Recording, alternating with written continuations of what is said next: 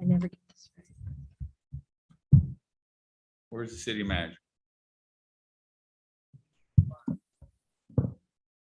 Thank you, Kate. Madam Clerk? Okay.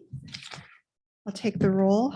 Councilmember Noblock, Councilmember Ward, Present. Mayor Pro Tem Duncan, Here. Mayor James, Here. and Councilmember Ferguson is absent.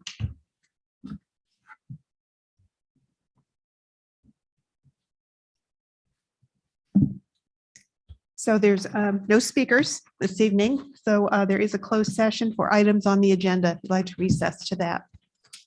We gotta do the pledge of allegiance and roll call. That's for the regular session. Okay, I just, why does it show up here? It's- On the Yeah. agenda? Oh, it's 6 o'clock. Never mind. I'm sorry. Great. I move to go to closed session. Okay. Councilmember Noblock, Council, Councilmember Ward, Yes. Mayor Pro Tem Duncan. Aye. Mayor James. Aye. Carries 4-0.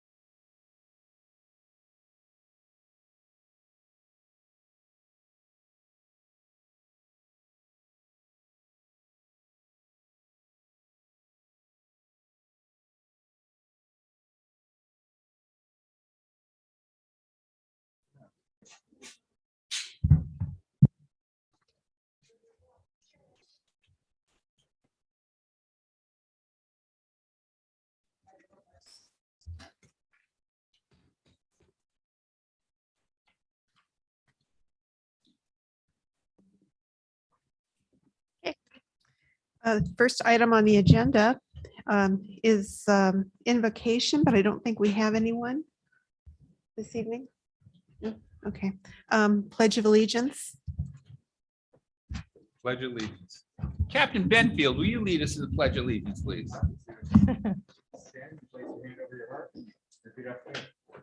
Pledge allegiance to the flag of the United States of America and to the republic for which it stands, one nation, under God, indivisible, with liberty and justice for all.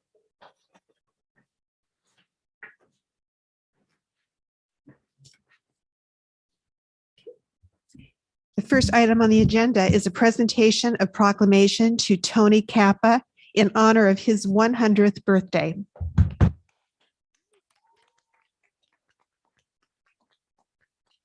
I'm going to ask council members to join me with at Mr. Cappa's seat. And then Senator Bates's office has a presentation. Rhonda Reardon is here. And also Congressman Levin's office is here because we have Terry Van Horn here to make a presentation as well. So, council members.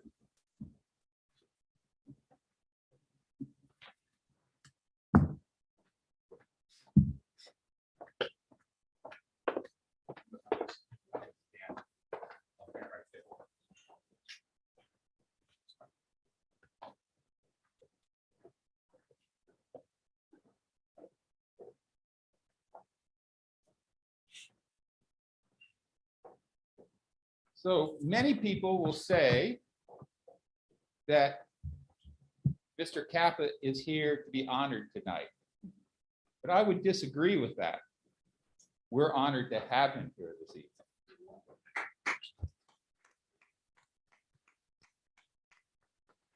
If I may read this proclamation from the city of San Clemente.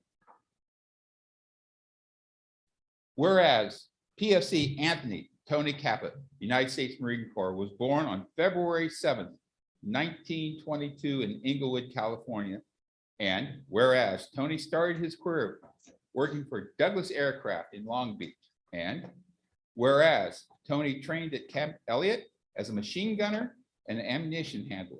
And whereas Tony was assigned to Dog Company, 2nd Battalion, 23rd Marines, the 4th Marine Division, going ashore in Iwo Jima on D+1. And whereas after Tony's military service, he raised a family and entered the beer distribution business in the Los Angeles area. And whereas Tony has been a beloved resident of San Clemente for over 40 years. And whereas on February 7th, 2022, Tony will celebrate his 100th birthday. Now, therefore, I, Gene James, Mayor of the City of San Clemente, acting on behalf of this City Council in the City of San Clemente, wish Tony a very happy 100th birthday with many returns. Yeah.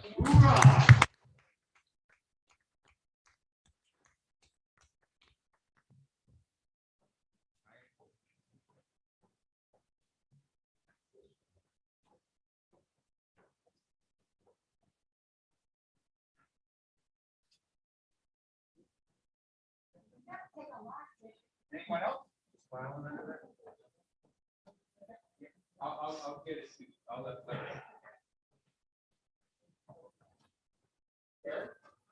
or Ron just draw it.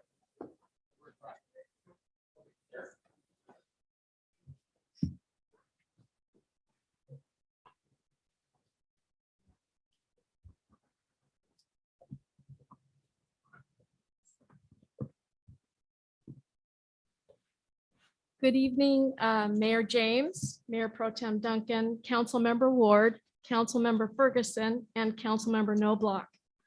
I am honored to be here on behalf of Congressman Levin tonight to present this proclamation to you, Tony, Mr. Cappa, commemorating your 100th birthday on February 7th. I thought it was pretty amazing, that in itself, but then I heard you have an older sister. That gave me pause. I hope the two of you get along.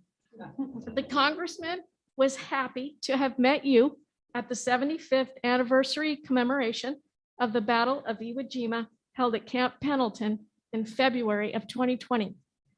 He let me know that you just happened to be the oldest Marine at that event as well. So on behalf of the Congressman, congratulations on your 100th birthday and best wishes to you. And thank you for answering the call of duty with courage, serving our country bravely during the Iwo Jima operation and surviving the battle without injury. We are fortunate that you chose to settle in San Clemente, jamming with your fellow ukulele players and making San Clemente a better place for it. And with that, I would like to present you with this proclamation.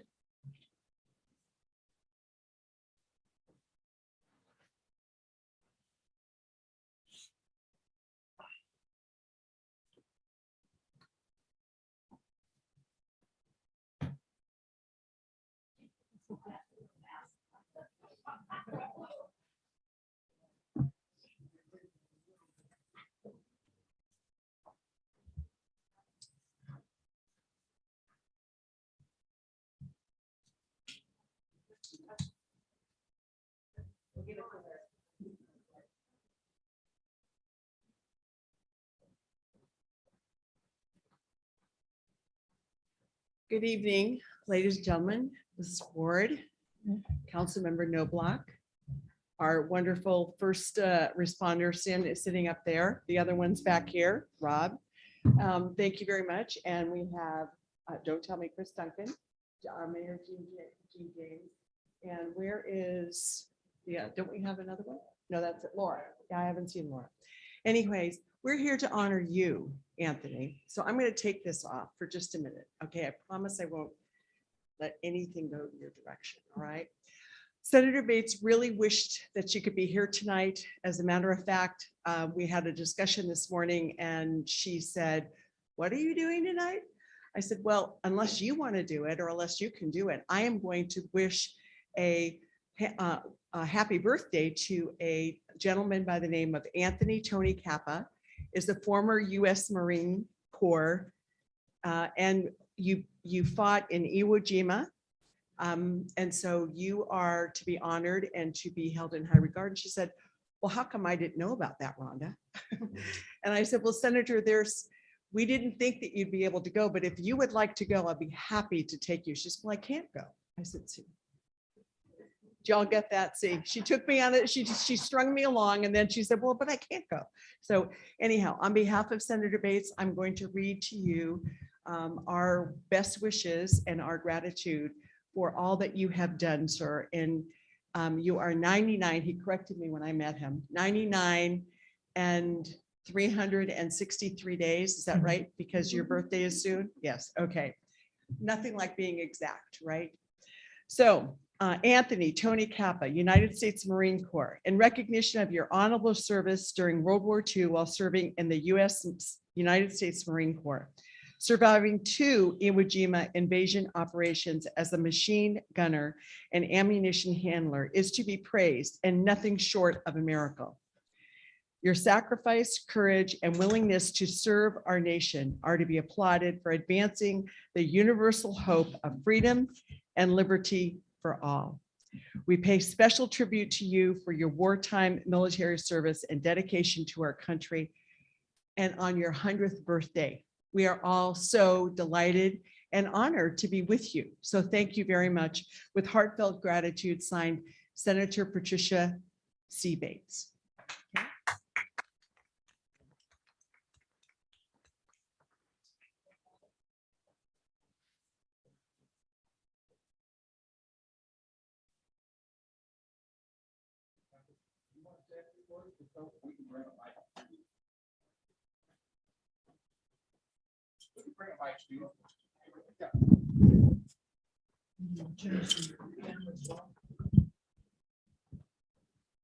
Did you hear what? Yes. Okay.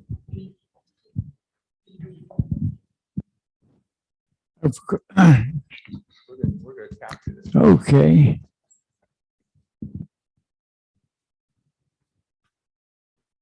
Go ahead, sir. Just a big thank you to all of you, of course, to give your evening. And thank you for your service. It's so important what you folks do. I know I was reading about our mayor, James, wants to keep our city as pretty as possible, population-wise, industrial-wise, and whatnot. It's things we like to hear, and we hope they're all carried out. As a citizen of San Clemente, I just want to thank you all for your service. Amen. Thank you.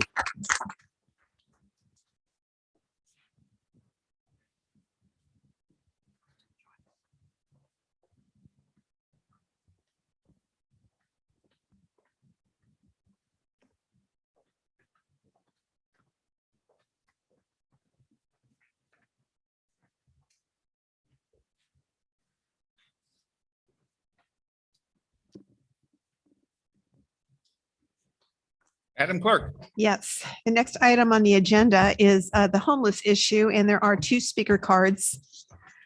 The first will be Donna Vidrine, followed by Jennifer Massey. They here? Donna Vidrine?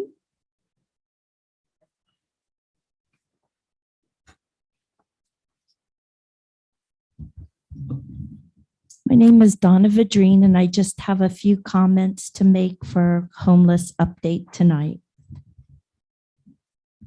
I respectfully request this council and city manager to deal responsibly with the lack of emergency housing, permanent supportive housing, and affordable housing in San Clemente. It's time to focus on real solutions that address our city's homelessness crisis head-on with prevention and intervention strategies to keep families and individuals off the streets. With nearly half of our city's budget to police, fire, and marine safety, we continue to face significant public safety and health challenges, including homelessness. There are San Clemente unhoused, sleeping on our streets and public spaces with housing vouchers in hand.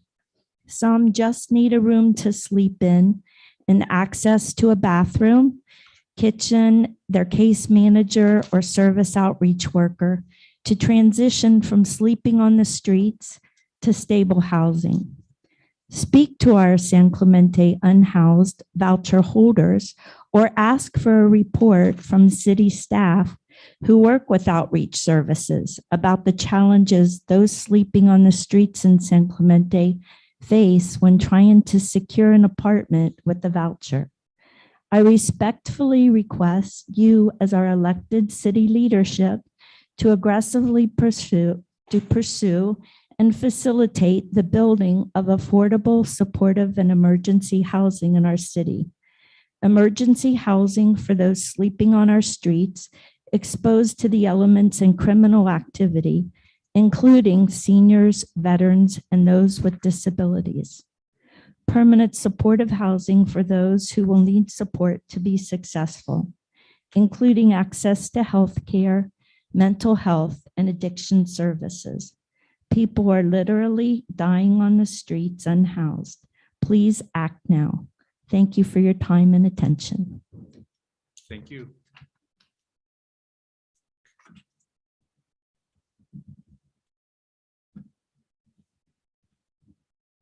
Hi, you all, and thanks so much for all you do. We're really proud of you and grateful for your service.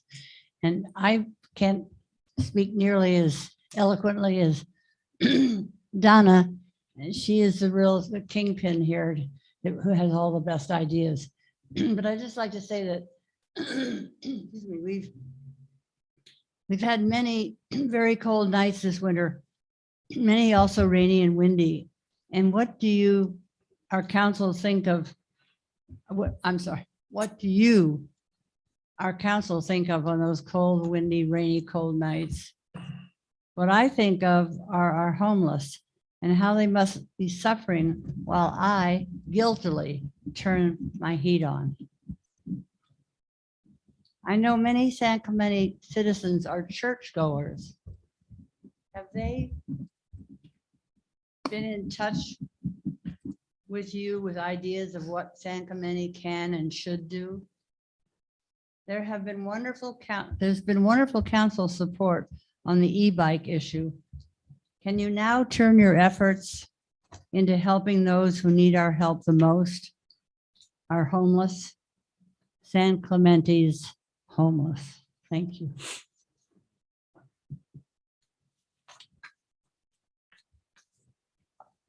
Okay. Next item is a report from the Financial Services Officer concerning the first quarter financial report. Before Jake Ron, our finance officer, starts, I just wanted to communicate that on the backside, we'll have Hannah Thordahl, our HR manager, provide an update as it relates to the quarterly report on vacancies for the city, which is something I want to continue to communicate to the council. And also, Jake won't go into it, but as you've noticed on the back of the first quarter report, we're also providing you an update for that period. Keep in mind, it's July, August, September of 2021 as it relates to police vacancy with our police services contract. Jake, if you would, please. All right, good evening, Mayor and council members. My name is Jake Ron, and I'm here to present the first quarter financial update for fiscal year 2022, which is for the quarter ended September 30th, 2021. The first quarter report, as in the past, the largest focus is on the general fund, since that is the main operating fund of the city. I'm going to cover some highlights from the report. For revenues, fiscal 2022 budget revenues are 71.7 million, and actual revenues for the first quarter are 2.2 million higher than last year at this point. The revenues were totaled 7.9 million at the end of the first quarter. This is 11% of the total revenue budget for the year, and it is greater than last year's 8% level that we were at. This percentage is typically low at the end of the first quarter since certain receipts were accrued back to the old year. Overall, just a little bit of perspective from different revenue sources. Sales tax continues to come in higher than previous years. Additionally, service type revenues recovered due to the easing of the restrictions when compared to the prior year. These are reflected in higher service charges, permit revenues, and rent revenues, and that's kind of all in the report. It's still a little early in the fiscal year, but this revenue is a good start for fiscal year 2022. More revenue information by category is discussed in the report through the narratives. For expenditures, the fiscal year 2022 budget totals 74.4 million, and expenditures ended the first quarter at 18.7 million, or 25%. This amount was 1.5 million higher than at this point last year.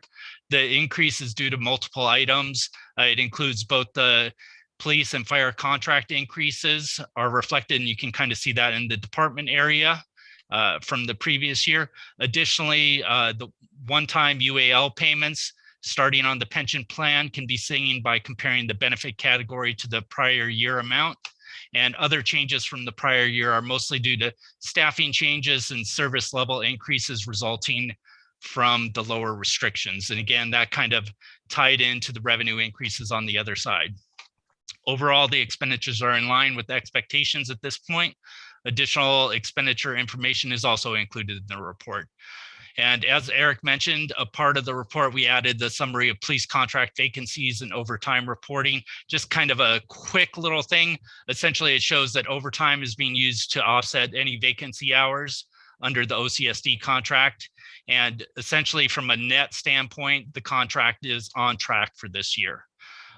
For a picture of the city staffing, a one-page PowerPoint related to the staffing for the first quarter activity was prepared by Human Resources.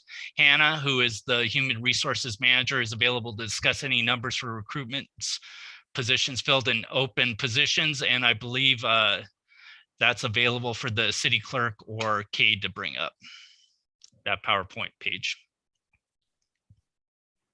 So with that, I'll turn it over to Hannah.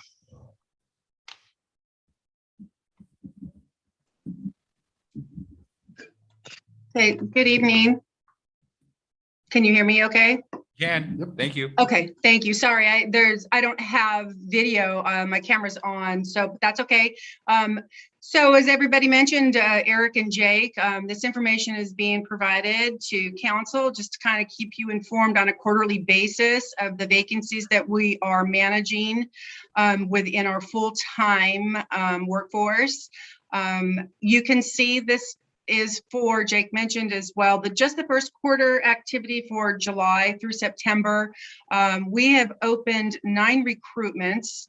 We filled 11 positions, and the number at the end of the period is 32 vacancies. So that is kind of a number that's fluctuating a little bit as time goes on. It's pretty much right around 30 today as well. That is a number, you know, that all these numbers are constantly changing depending on where we are in the process. But we are kind of anticipating at the end of the quarter we're in now, the end of March, that we're going to have that number of open positions down to about 25. So with that, if anybody has any particular questions or would like further detail, I'm available. Councilmember Noblock. Quick question. The open positions right now, are they listed on the city website currently? No, those number of open positions are just that are vacant. What's on the city's website would be the ones that we're actively recruiting for. The nine positions, and they're all listed? Yeah, they were actually recruited for during the first quarter, so they're not currently listed. All right, thank you. You're welcome. Any other questions?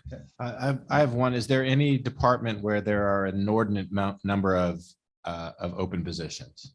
Any particular department? It's everybody's kind of feeling it. So it is maybe been a little bit of cycles where there's a little bit more. We've paid some attention to, say, the community development and got a lot of their vacancies filled. And then we will move over to engineering where they had several vacancies and we're getting them filled. We're currently working with a few in maintenance. So we're kind of, it's not any one department, so to speak, without particularly looking at the details, but a video. It's a little bit of everywhere, but if you wanted some specifics, if you wanted that, we could certainly provide that to you at a later point or via email. I have a very detailed spreadsheet that we keep track of. I'll follow up on that. Councilmember. Okay. No, thank No you. questions. I'm going to have a question for Hannah and then one for Jake. Hannah, in the private sector, you would call it turnover. Do we track turnover, you know, the number of positions that are leaving, and on an annual basis, what is our turnover? So we do keep track of that attrition. It's kind of based on we do it annually. It's reported to the JPIA through our underwriting report. So again, I have that number. I don't have it available. I can provide it at a later date, but we do keep track of that. And we are currently, with what we're doing now in recruitments, obviously tracking the number of people leaving, which is kind of why it's staying stagnant to around 30, because people are coming and going. So Hannah, follow-up question. You mentioned JPIA. Yes.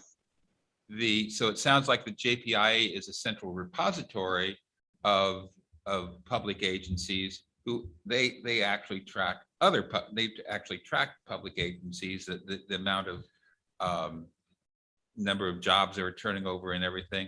How do we go to the JPIA and ask them, how do we stand against our like cities?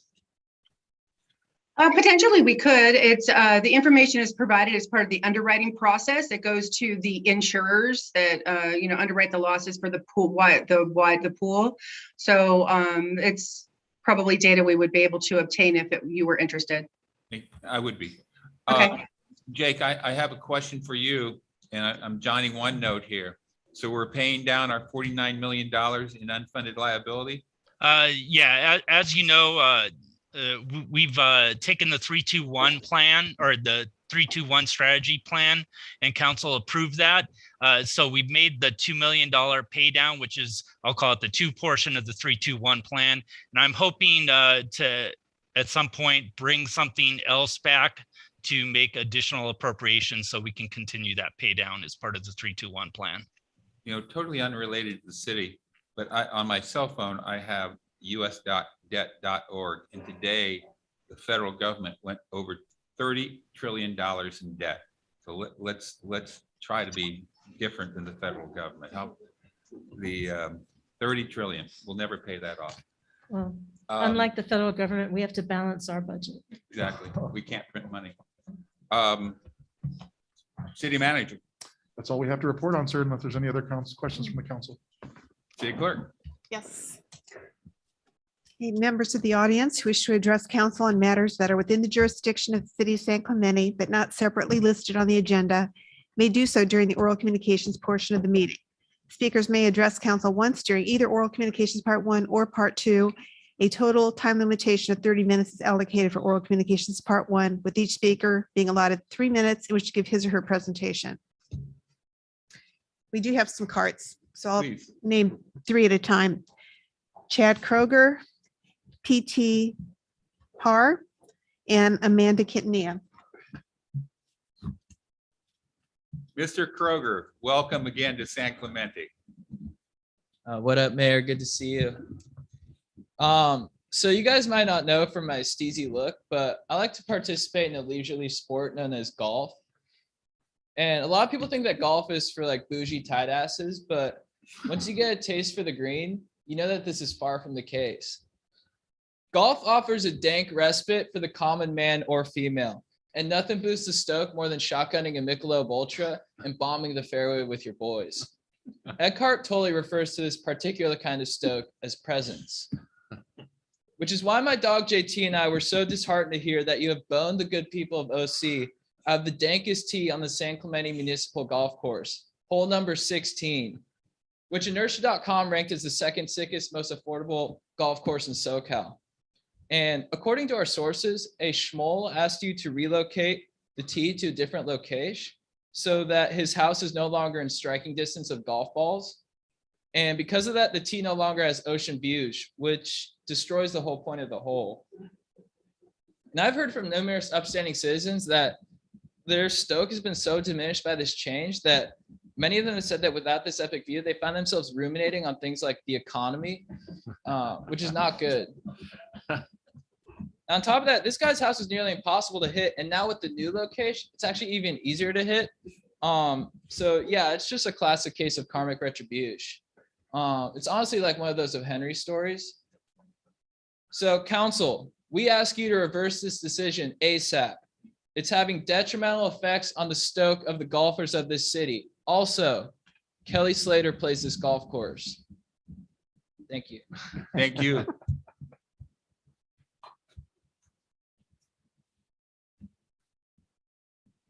Madam Clerk. JT Parr. What up, council? My name is JT Parr, and I am also here to protest the relocation of the Blues tee on hole 16, which had the most epic views and which was moved without due process. I will be singing a song because Vince Vaughn said music goes the farthest, the fastest. It's written to the melody of a Corinne Bailey Rae song, and it's about why golf is so important. Blue is the sky, sunburnt with my homies. You drop dong if you don't clear the red tees. Chest bumps after bombs, it's a golf thing. Talking smack got me smiling in my backswing. Maybe sometimes we shank and slice, but it's all right. Through these COVID days, the golf course kept the boys sane. Yo, flag the cart girl down. Golf ain't about the scores. It's chilling with your boys. It's about nut taps and chip shots. Boys, get your foursome on. High fives and hitting bombs.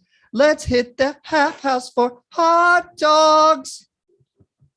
You're gonna find the green someday, somehow. Thank you. Thank you.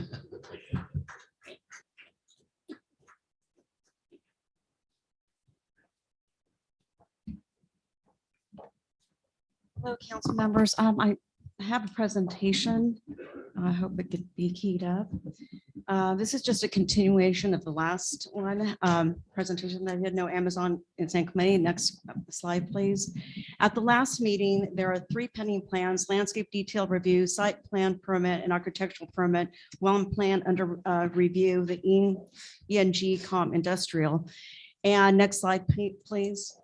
And so I'm just wondering why it was pending, but recently it was changed to closed. Next slide, please. And even though under the bottom, it says proposed project master plan withdrawn, it still doesn't, it's a parent project. Next slide, please. The site plan still pending. They should have a closed date. Next slide, please. And again, architectural permit, that was changed just recently. Next slide, please. And the other one, I guess this was under review still, it should be closed. Next slide, please. So I'm just the architectural plan was withdrawn on January 26th. And why wasn't the status changed to withdrawn in December when Green Law withdrew their master plan project? So it might be just an oversight, but we just want to make sure that it is changed and it does say withdrawn and there is a closure date and nothing gets done. Next slide, please. And site plan, so they should have been withdrawn. Thank you. And so the next comment I want to say is that I've listened to the public comments from the last city council meeting about the hospital survey, and everyone had great ideas. They shared similar concerns regarding the financial aspects of running a hospital. Some shared testimonials that were significant because they came from a physician and other healthcare providers. Dr. Anderson discussed the history of South Coast Medical Hospital and how it had its share of ownership changes. And it was important to give that comparison because similar events occurred at San Clemente Hospital.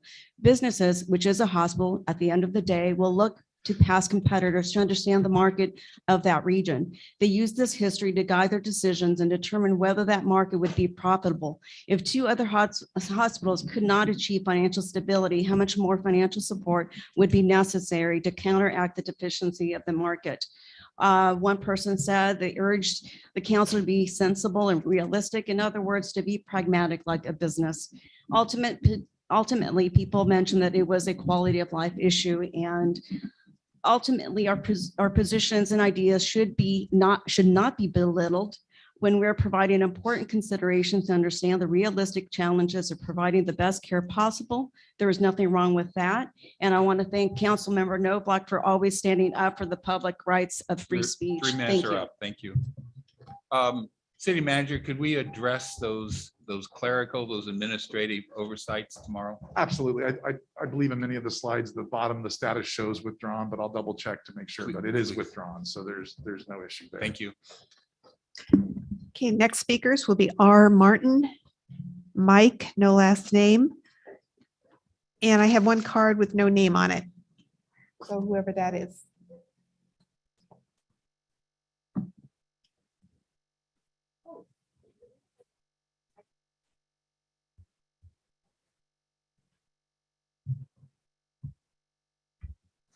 Good evening. Happy birthday. Thank you for your service. Okay, I'm here to talk about Sangogonio Park. In the late 1970s, when the city acquired what is now Sangogonio Park, there was a recommendation that the access come off of Avenida Vaquero along the 5 freeway. This was to allow the necessary infrastructure to maximize the property without negatively impacting the quiet residential surrounding neighborhoods. It also recommended all high activity and noise producing activity be placed on the freeway side of the park. Cost prohibited this, so the city chose the cheapest way, put the park entrance and exit off of Via Sangogonio, but they kept in the fact that all high activity and noise producing activity should be placed along the park, the freeway side of the park. The problem is that with the usage of the park today, Via Sangogonio no longer has the infrastructure to handle all of this traffic and activity. Today at 3:11 p.m., the city's senior traffic engineer provided data from a 1-week traffic count study of Via Sangogonio. Didn't surprise me, but it may you. The results are 70%. 70% of the vehicles entering via San Gorgonio from Avenida Vaquero are going to San Gorgonio Park. The numbers calculated to 5,040 vehicles that particular week on that stretch of via San Gorgonio just for park usage. I asked the city, of our 24 city parks, how many have an ingress and egress off of a 25 mile per hour, 40-foot residential street with no sidewalk? As of now, they have not provided an answer. Well, I submit to you that San Gorgonio Park is the one and only. What the heck has happened in the past few years that staff no longer considers the neighborhood's quality of life? Now the city is willing to increase traffic by recommending to you that they add additional high activity and high noise activities. What San Gorgonio Park needs is not increased activity. It needs decreased activity to give the quality of life back. I have 30 seconds left. I just want you to know that last week or the week before, I looked up the definition of shenanigans. Shenanigans is secret or dishonest activity or maneuvering.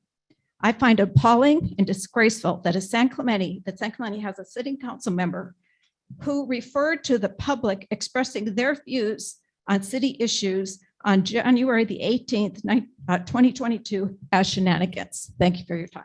Thank you, Ms. Smart.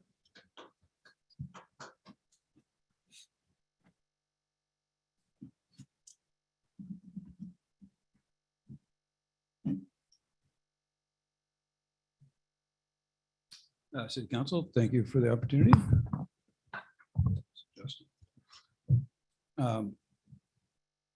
I want to address our mayor. And it's painful for me to be in this position, kind of this determination. I voted for you, Mayor James. There's been an ongoing pattern of behaviors that many in our community, myself who voted, my wife who voted for you, my brother, our friends, our neighbors, are talking about. And this ongoing behavior has got us worried. And at this point, frankly, disappointed. At the same time, when I'm watching us address a fine veteran, I can't help but notice a juxtaposition of the YouTube video with the medal of the stolen valor issue. And it's come to my attention that we are a military town. We need a leader who is representing us and our values. And at this point, I don't think, Mayor, you're representing us and our values. And I just want to bring it to the attention of everybody that where we're at. And I'm hoping that going forward, we'll have a leader that is representing us. Again, I voted for you, Mayor, but I'm deeply disappointed. Thank you. Thank you, sir. Okay, so I do have the one card with no name. Okay. That concludes oral communications.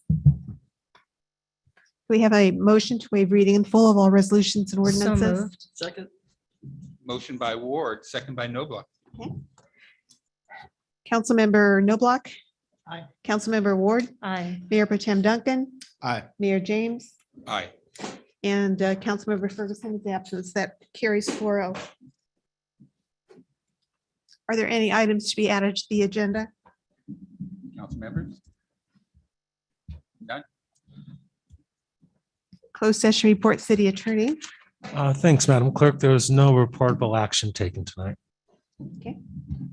I'd like to propose that before we go to the consent calendar, we move forward item 12A, which is the second reading of some ordinances. I think we have a large number of individuals from the public here to speak on that, Mayor James, and I think it would be appropriate to move that forward at this time. Do I have a second on that? Would you consider moving both of the ordinance readings to up or just the one? I have no problem moving both. I'm just for continuity, but Okay. I'm not against. We just may doing have, one. we may have people for the second ordinance too. It's also. Well, let's a- not vote for that now, and then we'll see if we do. There is one card already for 12B. Okay. So I'm moving 12A. She's saying that there's a card for 12B as well. Yeah, I'll second that. Okay, so for both, okay. Councilmember Noblock. Aye. Councilmember Ward. Aye. Mayor Pro Tem Duncan. Aye. Mayor James. Aye. Carries 4-0. And I'm going to have, I think this is an appropriate time to discuss it. Item 6F on the consent agenda. I'm going to make a motion to move that to February the 15th. And I think we don't have enough information right now to make a determination on that. I'd like to see more of a staff report. I would like to meet with Pier to understand the grant application process they're going through. So I have a motion to defer 6F until February the 15th. I'll second that. I actually was going to pull that item for the exact same reasons. So Thank you. thank you. Councilmember Noblock. Aye. Councilmember Ward. Aye. Mayor Pro Tem Duncan. Aye. And Mayor James. Aye, Carries 4-0. thank you. So moving to item 12A.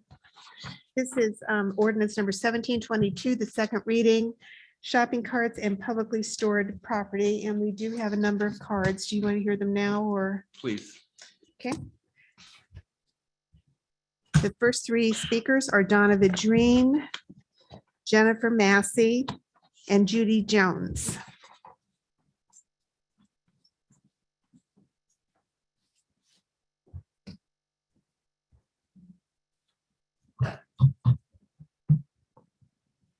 Good evening. I'm speaking to Dignity Solutions, not sanctions. I respectfully request this city council and city manager to start showing compassion to those without homes. Stop making life harder for those living on the street. Our San Clemente unhoused need safe parking area for those lucky enough to have a car to sleep in, a safe place to camp with shade, toilets, and showers, a safe place to store personal belongings, a safe place to meet with service providers for help obtaining health care, legal advice, Social Security benefits, and permanent housing, somewhere to wash clothes, charge phones, receive mail, and access free Wi-Fi. San Clemente must create housing for residents without homes, emergency shelter, affordable housing, and supportive housing. But in the meantime, San Clemente leadership must change the way it treats people experiencing homelessness. Dignity for all now. Thank you. Thank you.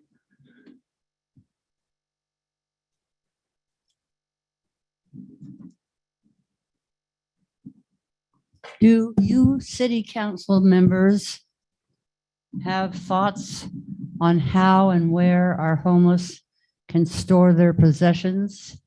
We'd really appreciate your thoughts. Now, number two, would shopping carts not taken from stores, but provided by a citizens group assisting the homeless, would that be okay? Because these people have got to have a place where they can put their winter jackets, their sweaters, their whatever they sleep in, and a few private possessions, maybe to do with grooming or whatever. But everybody has to have some place. We don't have filing cabinets anywhere for them. And in any event, maybe that would be harder sometimes for some of them to get back to a place, a central place where we had cabinets where they could hang their stuff up in. So I think that something mobile that they can push around is the best solution. And any of your thoughts would be very appreciated. But because there's obviously enough people here in San Clemente that are concerned sufficiently about the homeless that something has to be done. And we appreciate any of the city council's suggestions and recommendations and what they would respect. Thank you so much. Thank you.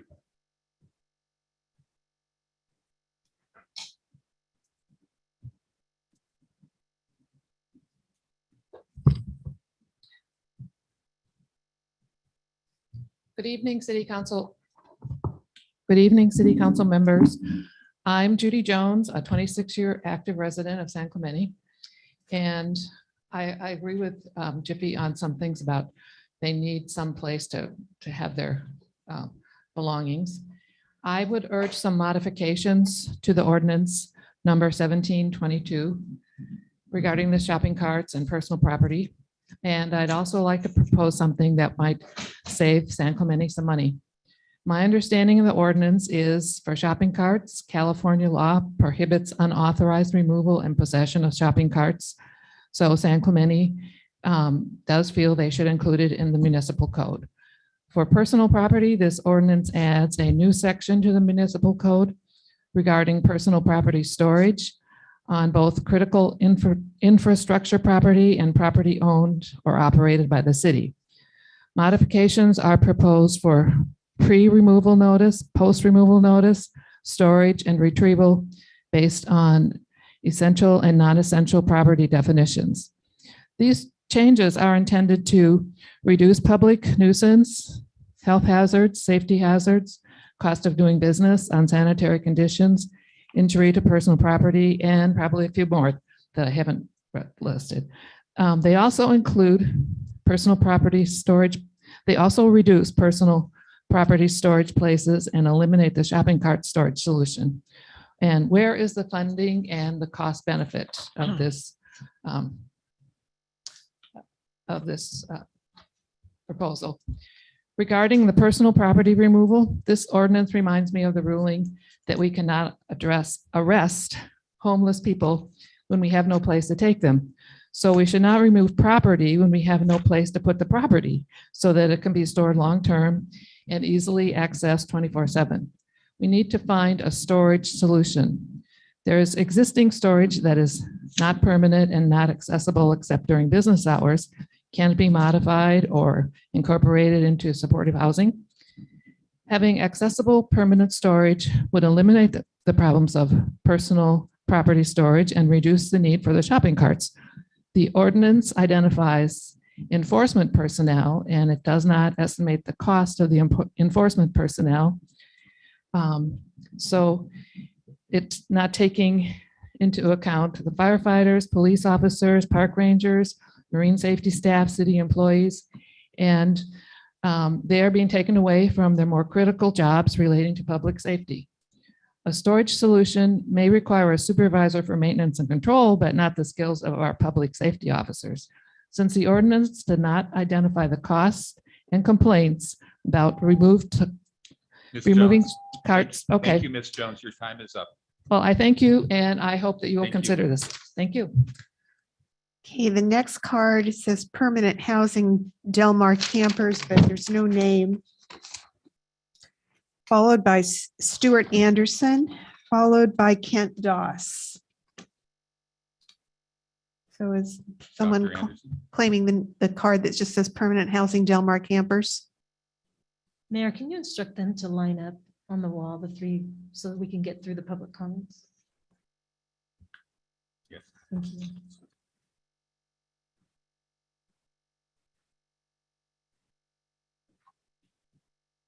That's what I wanted to speak on, but I put my phone down. No, but I have your address and your phone number.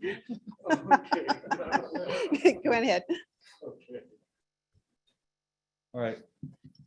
Good evening, council members, Mayor Pro Tem, Mayor, Kathy Ward, Mr. Noblock. I've got 3 minutes. What a head of hair our birthday boy had, huh? That was fantastic. He needs an award for that. Before I speak on this, I just wanted to speak for the city and say, with heartfelt care and love, we are deeply saddened at the accident with a drunk driver that hit 2 of our deputies. We wish them a speedy recovery.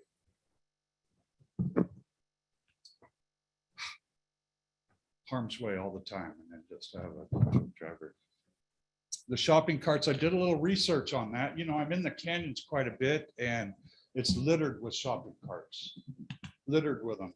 I counted 15 last time I counted shopping carts.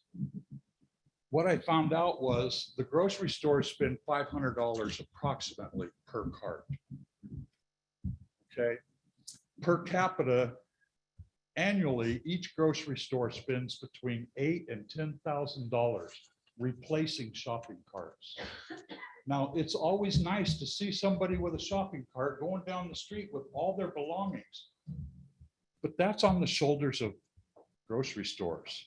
They pass that $8,000 to $10,000 onto our grocery bill. And it just doesn't seem like we should be accepted that you can walk off with a $500 cart because you're either special or you deserve it, or you have nowhere to put your things. It's not the grocery store's responsibility. I feel very strongly about that. And then they wind up in the canyons, in the alleys, abandoned. They don't have a love for that cart. They move on with the next one. So I feel very strongly. I have one more thing is Del Mar is our jewel. We now have a mattress with campers living there on a mattress in front of a store. We can't have this. What do? Do we bring them a headboard and a chest of drawers also? It's not a bedroom, and it's not a place to park a mattress on our street corner or in front of a store that's trying to operate and be profitable. So I have a heart for the homeless. I absolutely do. And there's a lot that deserve permanent housing. My experience has been, we have one gentleman from North Beach who was kicked out of his permanent housing for growing marijuana for sale. Another one who was kicked out of his permanent housing. Thank you, Mr. for McFadden. renting. Thank you, sir. Thank you. Stuart Anderson, followed by Kent Doss, followed by Rona Henry. Good evening. I'm Stuart Anderson. I've been a resident of San Clemente for 18 years. I want to thank you for listening to my comments. Homelessness is a really tough issue. Few cities have solved it. Previously, for this group, I've summarized the financial costs that are borne by homelessness, up to $100,000 yearly for a chronically homeless person. This is twice the cost of supporting them in permanent supportive housing. Similarly, rapid rehousing for non-chronically homeless people saves money to society. That should be our goal. Hopefully, we'll eventually reach it. Meanwhile, I do appreciate your efforts to keep our city safe and clean. And we need to return pilfered shopping carts. However, this ordinance as written seems overly harsh. And I have a few suggestions, 2 suggestions. This ordinance will cause problems for the city. Brooke Weitzman, who is a lawyer and a homeless advocate, will surely sue if personal property is taken under the way that this ordinance is currently written. My suggestion is that you designate a safe area for a homeless person. Within that space, they can store their personal belongings. If their property is outside of this area that you designate, the city representative can go with a piece of chalk, draw for them what their safe space is, give them a written warning. This will serve them warning that anything beyond this property, this chalk line, is then subject to be impounded 24 hours later.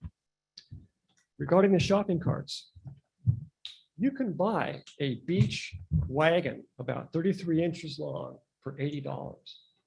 The city could give each homeless person in San Clemente one of these wagons. If they cost share this with the homeless, $40 by the homeless person, $40 by the city, you could give a homeless person, each homeless person in the city, a wagon every year for less than $3,000. Being homeless results in a higher mortality. Our homeless need our support. Please let us give support. Thank you. Thank you, sir. And Dr. Anderson, I haven't seen that data you have. If you could email it to me or council, I'd greatly appreciate it. Thank you. Be happy to.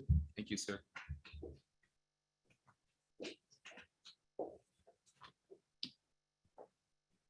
Good evening, council. My name is Kent Doss. I'm the minister at Tapestry Unitarian Universalist Congregation. We are very proud to host Welcoming Neighbors Home as one of the ministries of our church. Our faith calls us to stand with marginalized and vulnerable people in our community. As people of faith, we understand that deep down, despite the illusions of separation, we are all connected. And every single one of us, even the folks we disagree with, every one of us has worth and dignity. For all those reasons, I am deeply concerned about our neighbors experiencing homelessness. Part of my faith is also a deep relationship with nature. Over the past few years, I've had the opportunity to get back into backpacking. That's been trips for the past couple of summers with my brother in the Sierra Nevada mountains.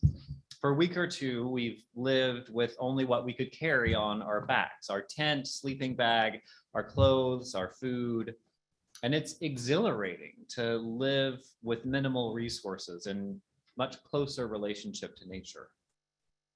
That experience has also taught me how valuable just a few things can be.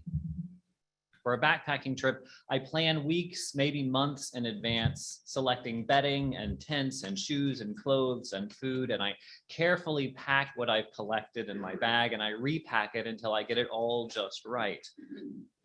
For those couple of weeks, my survival truly depends on the pack that I carry. And as I learn more about homelessness, I see how challenging it can be to collect and maintain the materials necessary for life. Bedding, some form of shelter, some dry clothes. Even when we're trying to live minimally, we really need some basic stuff to survive. So homelessness is a problem that we all want to solve. I want to repeat that. Homelessness is a problem that we all want to solve. But punishing people for having no place to put their belongings does not solve that problem. It only increases their suffering and their distrust. We can't expect homeless people to have their belongings taken away and the next day trust that same person to provide housing resources or health care, especially mental health care. So please consider other more compassionate, effective ways of engaging members of your community. Don't pass this ordinance. Thanks for your time and your consideration. Thank you, sir. Rona Henry, followed by Bill Krutinger, followed by Kathy Espahani. Thank you. My name is Rona Henry and I chair Welcoming Neighbors Home and Ministry of Tapestry Unitarian Universalist Congregation. We work to end homelessness and promote affordable housing. I am guided by my faith. The first principle of Unitarian Universalism is the inherent worth and dignity of every person.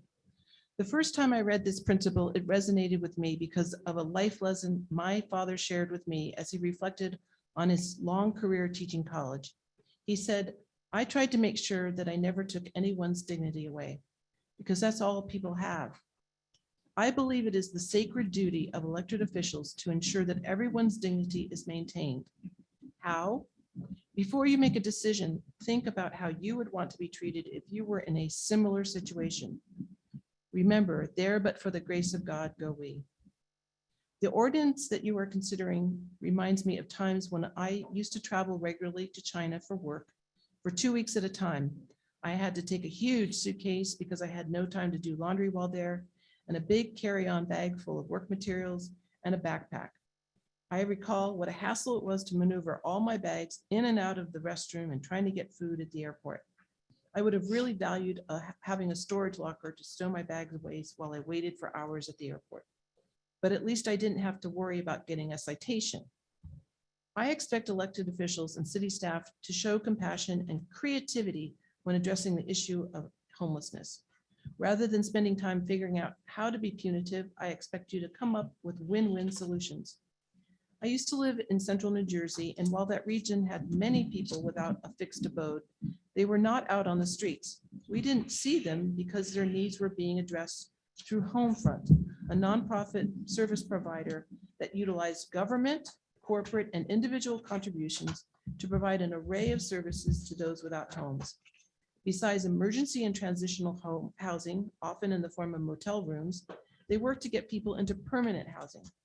Homefront provided person-centered case management, connecting people to medical and other services, life skills, and job training, and they had programs for families and children. The program worked, lifting people out of poverty.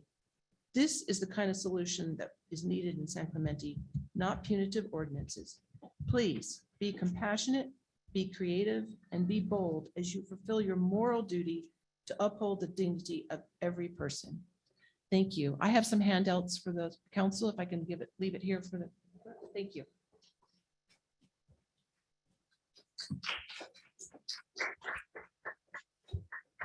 Bill?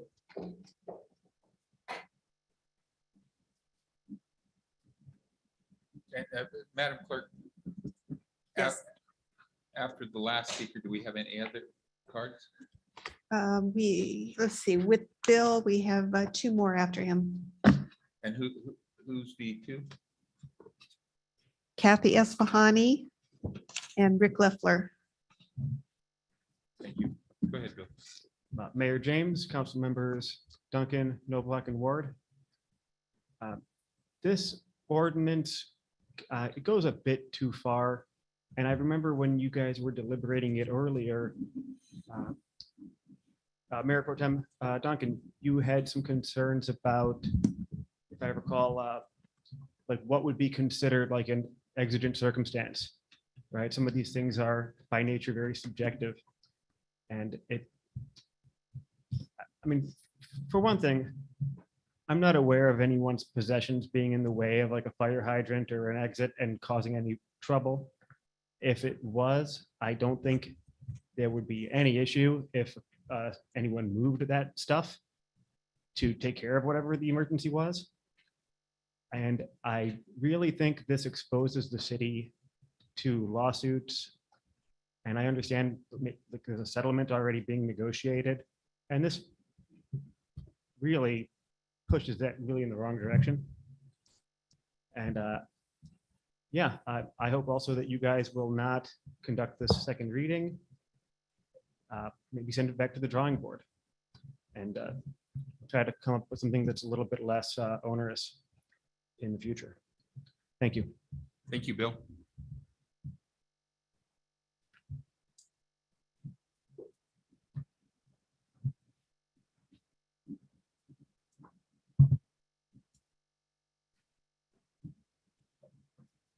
Good evening. I'm Kathy Esfahani with the San Clemente Affordable Housing Coalition. I would like to take a few minutes to clarify some misunderstandings about the ordinance at issue tonight. I have read messages council members have sent to constituents in an effort to defend the ordinance. Council members have argued the ordinance does not criminalize homelessness and it will not harm people experiencing homelessness. It simply allows city workers to remove abandoned junk. They say the new rules on removing personal property from public spaces are meant to protect the rights and property of unhoused people. The reality is far different. Authorizing city officials to issue citations to people for keeping their clothes and meager belongings in shopping carts is indeed criminalizing homelessness. And make no mistake, the new rules governing the removal of personal property from public spaces will create undeniable hardship for the owners of that property. Those new rules do much more than authorize the immediate removal and trashing of abandoned property. They also allow city workers to remove stored personal property. What is stored personal property, you may ask? The ordinance defines stored personal property as property that is put aside or accumulated for use when needed. The ordinance further defines stored personal property as property accompanied by signs of ownership, such as packing, stacking, or organizing. So if a city worker comes across property that obviously belongs to an unhoused person because it's packed or organized, the worker can immediately remove that property if it is unattended, meaning the homeless owner of that property left it in place to go get some food or try to get a shower or perhaps medical care. That stored property can be removed without prior notice if it is considered to be blocking access to a critical use area. What, you may ask, is a critical use area? Under the ordinance, that includes city-owned property within 10 feet of any usable entrance, exit, or driveway, or within 5 feet of any parking space. It also includes sidewalks. In other words, most places in public spaces will be covered by the ordinance. And when the stored personal property of homeless people are removed, it'll be held for 90 days, must be retrieved from some place the city will designate. And without a car, it can be a real hardship for a homeless person to do that. So we urge you to stop trying to make life more miserable for homeless people and try to do things that will help make life better on our streets while we wait for affordable housing to be built, which is the real Thank solution. you very much. Thank you. Thank you. Mr. Loeffler. Hello, council. First of all, I just want to say, you all know that I'm in favor of the city coming up with some kind of shelter option. I've been for a long time. We haven't been able to put it together, but I think that would be a great thing. But this is about shopping carts specifically. And as Daryl so eloquently said, I just don't understand why businesses have to bear the cost of a homeless person or anybody hauling their stuff around. I mean, it'd be nice if they had cars. So maybe we can go down to King Grody Ford. Maybe they can buy them cars, you know, and the shopping cart idea, I don't know how shopping carts or homeless carrying their belongings in a shopping cart is going to manage or end homelessness. If it was, when I started walking the footbeat in Skid Row in 1974, we would be done with homelessness because the streets were full of shopping carts. Then nothing's really changed. It's not going to end homelessness or make their lives any better one way or another with the shopping carts. Most of the speakers here tonight are really well-intentioned. I appreciate it. I virtually think most of you have never really come in contact with a homeless person, or really had to manage their lives or help them manage it or find them help. It's too bad we don't have more resources. But here's the thing. I think it's a great idea. I heard also about buying them carts and maybe storing their property. There's a huge coalition here of people that are really interested in homeless. Why don't you put together a coalition and buy them some carts? Awesome. And store their property for them in your garage. That will be awesome. Awesome. Well, do it. I haven't heard anybody say that you were going to do it. So do it. Take the burden. We have a speaker. We have a speaker. Excuse me. I didn't Mr. interrupt Loeffler, you, did I, speak. Donna? Mr. Loeffler. Mr. Loeffler. Okay, so it's very clear. We have a lot of people here that can help. Stop asking the government to help with this matter. I don't know of any other cities. I know of numerous cities that have put shopping cart and storage of personal property on the sidewalk, have passed numerous city ordinances against it. I haven't heard of any cities that are buying shopping carts for homeless people. So there must be something wrong with that idea. It's not just San Clemente that's horrible. There's other cities that have tried to manage it. They haven't been able to. And let's think about the quality of life for the citizens, other citizens besides homeless. Okay. Remember, 9 out of 10 homeless that we contact on the street are service resistant. 9 out of 10. It would be great if we could have 9 out of 10 be service acceptance so we can get them some of the help that they need, but they're not. So this is a great ordinance. It's a way to keep a quality of life in San Clemente. It's going to have no bad bearing. They're going to have their property. And hopefully when they come to pick up their property at some time, maybe they'll be more service acceptant. Maybe we can get them help at some point. Thank you, sir. And I received a card from Mara Nikolek.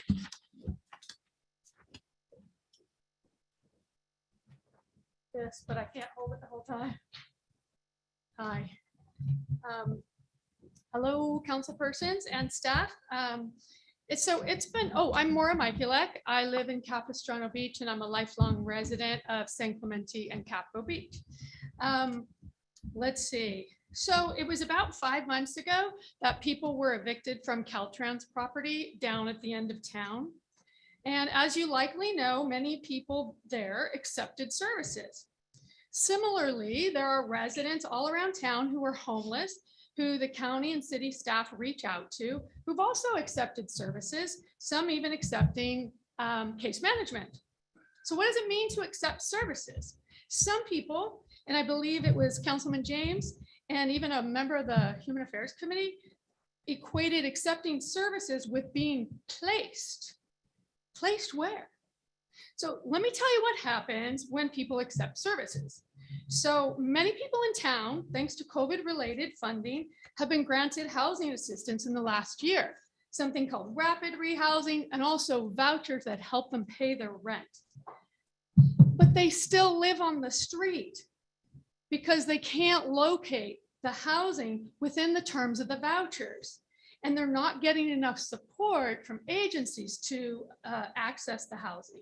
This includes people with disabilities, veterans, and seniors. The most vulnerable are the ones who get these vouchers. They sought help, they accepted services, but you still see them on the street and they still suffer on the street. And in the very near future, there's gonna be more and more people hopefully getting similar help. But without affordable housing, they're still on the street. So let me turn my page. That's stuck. Okay, so I hope that what I described helps you illustrate the reality of the housing crisis in San Clemente. Outreach is happening, good things happen from time to time, but as I've repeatedly shared prior, with nowhere for people to go, you won't reduce homelessness in San Clemente. So you must know that accepting services and engaging in case management does not mean exiting homelessness.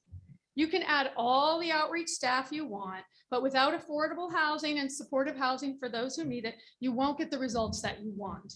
And without a local shelter, people will be on the street as they wait months and years for housing assistance. And that includes people who have accepted help. They're on the street with a voucher in hand, living all over town in Bushes and down at North Beach. So, which brings me to the proposed ordinances. I read one council person at one time say that if we just stepped up enforcement, people would be compelled to go to softer targets. Thank you very much. Thank But you. all it does Thank you. is cause Thank suffering. you. Thank you. You're finished. Yep, that's all the cards. Thank you.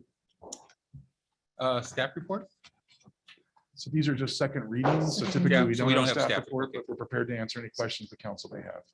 So Mayor, if there's no comments, I'd be happy to read the ordinance. Please. Well, I have some comments. Okay.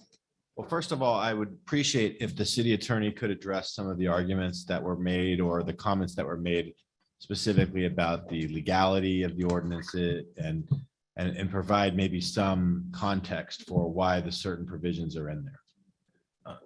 Sure, Mayor and Council. I appreciate the opportunity to do that, especially in the wake of some apparent misunderstanding of what this is about. The council's intent here was to take kind of a ragtag assortment of bits of ordinances scattered throughout your code, resolutions, and city maintenance protocols, and put them all in one place and define these critical issues in black and white objective terms. And so in that vein, I think this goes a long way to doing what you requested, which is to really providing more protection to people who might be missing or otherwise deprived of their personal property. And so just two quick clarifications. You cannot be cited under the anymore under the San Clemente Municipal Code for storing property on public property. There was some confusion about that before. In cooperation with county council and the sheriff, we deliberately removed any suggestion of criminalization of storing your property on city property, which leads us to the question of what city crews are to do when they find personal property.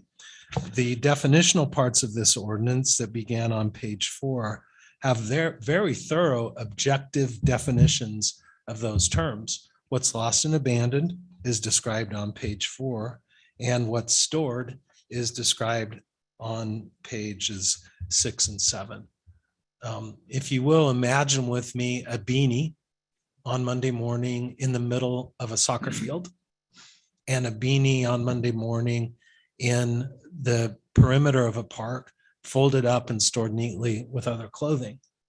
The former beanie in the middle of a soccer field clearly belongs to no one and can be removed and put in lost and found pursuant to this ordinance.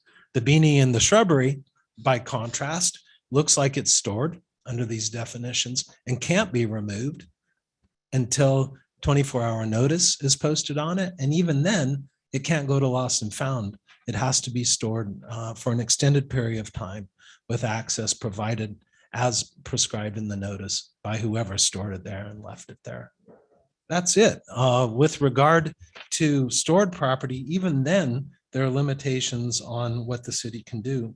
There's a long list of essential property on page 5 that gets special protection, as does any property associated with the activities listed on page 6: toilet hygiene, getting dressed, personal hygiene, eating, walking, climbing, caring for others, pets, child rearing, communication. All of those properties associated with those activities are in a special safe place under this ordinance. And finally, I'll just say, one speaker proposed that there be a safe zone where all hands are off on any property that we find. There's not even a deliberation in the maintenance worker's mind about abandoned versus stored. That safe zone is found on page 7, where within a 15-foot radius of anything that looks like camping, all bets are off. That property has to be left, no matter what it is, intact until notice can be provided of its removal and storage at city expense. So I don't want to sound defensive, except this council very deliberately wanted to take what you have and make it more protective of persons suffering from homelessness. And I think this does. Many of our clients, several of our clients have taken this as the state of the art, including a coalition of North County cities are planning to adopt it and implement it as theirs. Okay. And just one question. So was this done with an eye towards the current legal standards as illuminated through case law, and also with an eye towards having the city meet requirements that may be sought by other parties through litigation? Thank you, Mayor Pro Tem. And that's the one point I wanted to mention. Right after the council put us on this task, the Ninth Circuit reviewed the city of Los Angeles's case and used the abandoned stored approach that I just mentioned in guiding the city of Los Angeles in doing this in that city. So that was very convenient because we took the definitional parts of that holding from the Ninth Circuit and incorporated them into what you're looking at. Okay. Are we doing comments separately, or since No, this is let's second do reading? comments Okay, right now. so this is the second reading.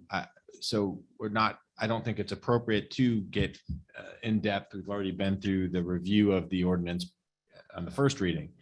I appreciate the interest and the many folks who are here passionately speaking on behalf of our unhoused population, and I agree with them on many points. Chiefly that we need permanent supportive housing in our city, for as much as it is the only way to permanently give an unhoused person a chance to become housed. They need to be in a safe place where they get the services. The services, when you're out on the street, are not effective. It's also so that we can comply with the current state of the law under the Boise versus Martin decision, so that the city also has the ability to take some action for people who refuse to go to housing. I think there's a win there for people on all sides. But this isn't about the larger homeless context. of which I've advocated strongly for supportive housing in our town. This is about specific ordinances to address imminent problems, things that were brought up during the public safety, by our own public safety committee and discussed. And I think they came up with reasonable solutions. And through our city attorney, we have these ordinances to address these issues. These aren't meant to solve the larger homeless problem. These are meant to provide notice and protection of personal property and public space, and to ensure that people don't make off with the property of private businesses, as was discussed as well. These are all reasonable things that I think we should all support. So I don't think this is the day to get into the larger context of the homeless issues, but I do agree with many of the points made, but I think we need to go ahead and have the second reading of the ordinance and save those larger discussions for another day. Councilmember Noblock. Well, I think this ordinance doesn't address the larger issues that have been addressed, how permanent housing. I'm a little concerned about the comments about how harsh this is and how this is punishment. It really isn't. This addresses a specific problem. It's not fair that businesses have their property absconded with for carts and so forth. You know, I don't think we want to be known as a smash and grab city where you can just simply take what's not yours and walk out the door. It's unacceptable. It always has been and should remain that way, despite the fact that many cities have no problem with personal property being taken. I think this addresses a specific problem of abandoned property. And when we talk about compassionate people, I appreciate the comments about compassion. I'm compassionate as well and have helped a lot of people. My concern is that we have to have compassion for the community and for the quality of life that we all enjoy. And having stacks of clearly abandoned materials under the threat that I'm going to sue you if you touch this pile of what is reasonably and objectively defined as abandoned stuff. I don't think that's problematic. In fact, I think it's necessary, it's important, and I can support the ordinance. Thank you. Councilmember Ward, anything? So No. What I'm going to say is thank you for everyone who came out tonight. I think we know where this vote is going. But I want to say I listened to you. I think we all listened to you. I communicated with a number of you all of what my position was, and I can't, everything that Councilmember Noblock said and Mayor Pro Tem said, I can't really add on that. The only thing I'll say is I appreciate the thoughtful dialogue we had this evening, and with that, I'll look for a motion. I'd make a motion, second reading of ordinance number 1722. I move that we adopt ordinance number 1722 entitled an ordinance of the City Council of the City of San Clemente, California, amending titles 8 and 12 of the San Clemente Municipal Code regarding shopping carts, critical infrastructure, and public storage of personal property, and finding the ordinance not subject to the California Environmental Quality Act. I have a second. Second. Motion by Ward, second by Noblock. Councilmember Noblock. Aye. Councilmember Ward. Aye. Mayor Pro Tem Duncan. Aye. And Mayor James. Aye. Carries 4-0. Thank you very much. Thank you, everyone, for coming out. The next item is item 12B. This is ordinance, the second reading of ordinance 1725 relating to prohibition of electric bicycles on the beach, beach trail, and pier. And I have one card from Cheryl Kelly.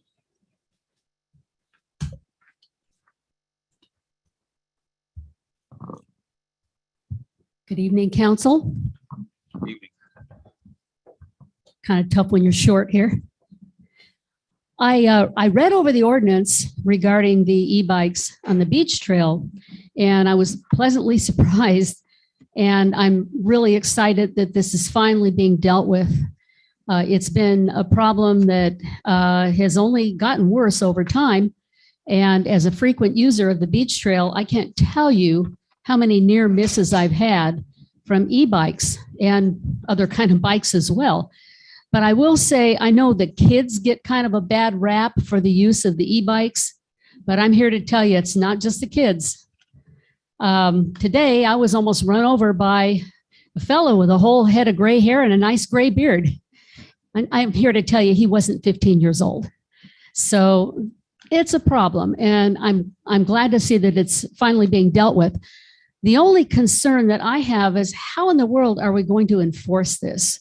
I love the fact that you have the big letters finally painted from the onto the pier apron on the entry from the street, walk bikes, and you have it on either end and the sandwich boards. Now, all I have to say is that's merely decoration because nobody walks their bikes. So I would hope that along with this ordinance, it's going to make everybody's life a whole lot easier, especially frequent walkers on that trail, that there will be some kind of a cohesive enforcement of that ordinance. Again, thank you very much for dealing with this. It's been a long time in coming. Thank you, ma'am. Councilmember Nolak, any comments? Councilmember, Mayor Pro Tem? No. Can I read the ordinance? Yeah, go ahead. So this is ordinance number 1725, second reading. I move to adopt ordinance number 1725 entitled an ordinance of the City Council of the City of San Clemente, California, amending section 12.32.130 of the San Clemente Municipal Code relating to the use of bicycles, electric bicycles, and other activities on the pier, beach access road, and beach trail. Second. Motion by Ward, second by Noblock. Councilmember Noblock. Aye. Councilmember Ward. Aye. Mayor Pro Tem Duncan. Aye. And Mayor James. Aye. Carries 4-0. Okay. Going back to the consent calendar. All items listed on the consent calendar are considered to be routine and will be enacted by one motion without discussion unless council staff or the public requests removal of an item for separate discussion and action. The public has requested the removal of items 6A1 and 6A2. Any others? No. I was also going to remove 6A1. Okay. Councilmember Noblock, No, I'm fine. Mayor Pro Tem. What were the two again, Joe? 6A1, 6A2. Okay, no, I have none.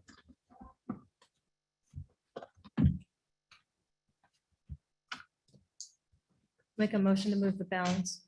So moved. Motion by Ward, second by Noblock. Okay. Councilmember Noblock. Aye. Councilmember Ward. Aye. Mayor Pro Tem Duncan. Aye. And Mayor James. Aye. Carries 4-0. Would you like to hear the public first or? And just for the purposes of the record, going back to, we took out 6F. Yes, correct. Thank you. Okay, so the public.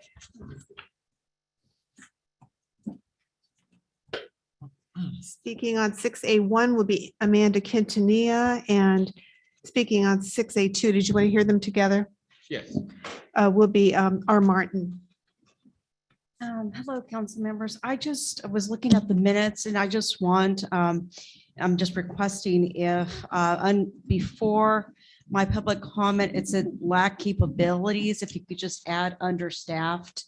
And then I also spoke about that we should listen to, the council should listen to the physicians and surgeons because they are the ones that would, would have to be recruited to have quality physicians and other medical staff. So that was it. Yeah.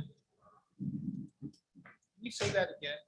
Oh, so basically last time I spoke, I looked at the minutes and I just want something to be added under my comment, public comment.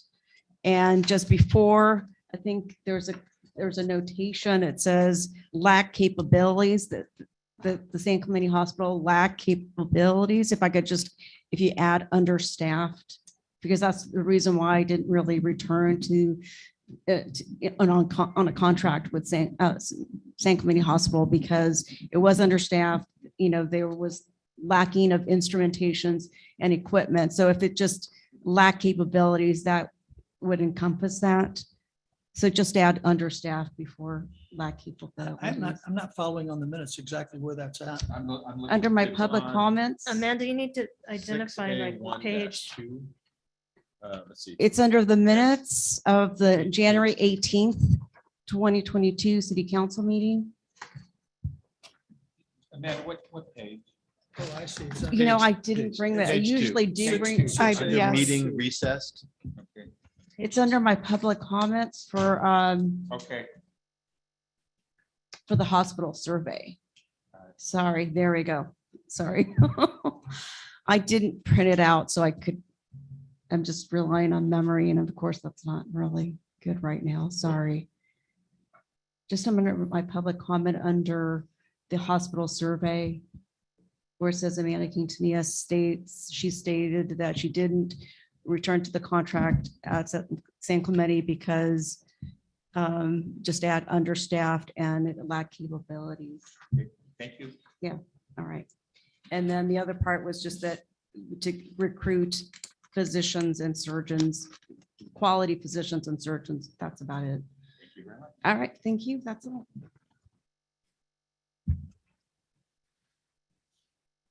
So what do, Are we going to hear 6A2 or we're going to well, wait? let's talk about Amanda's comments. I didn't quite follow the second one. I got the first one down, but I didn't get the second one. City clerk, I think you have it. Well, I would just like to review that. For example, on capabilities, what I was trying to do is keep for each person just a few lines, because council has adopted a council policy that's 1201-11 regarding council minutes. And the direction that it provides to me is that minutes are to be action minutes that include a brief summary of the comments from the speakers and that basically state what was done and not what was said. So this is a policy that was in effect way before I came to the city 35 years ago. It's a policy that's used by all the commissions and committees. And I would just like some clarification on that, because the minutes are getting longer, more into the narrative, which we have never done. And I want to make sure when we change things on a case-by-case basis, not so much on this, but I remember a couple weeks ago, we made some changes, council did, that essentially gave Ms. Quintanilla a paragraph where everybody else got about 3 or 4 lines. And I'm not disagreeing with what she said. It's just that it makes it difficult. I'd like some guidance, because we, when we're doing the minutes, we don't pay attention to who gave comments, whether the political, nothing. It's just we're trying to be fair. So I think we're, rather than addressing the policy, the question was asked about the concern about 6A2. Do you have what the Amanda's comment? Because I'm not sure I understand where. I didn't catch the second part.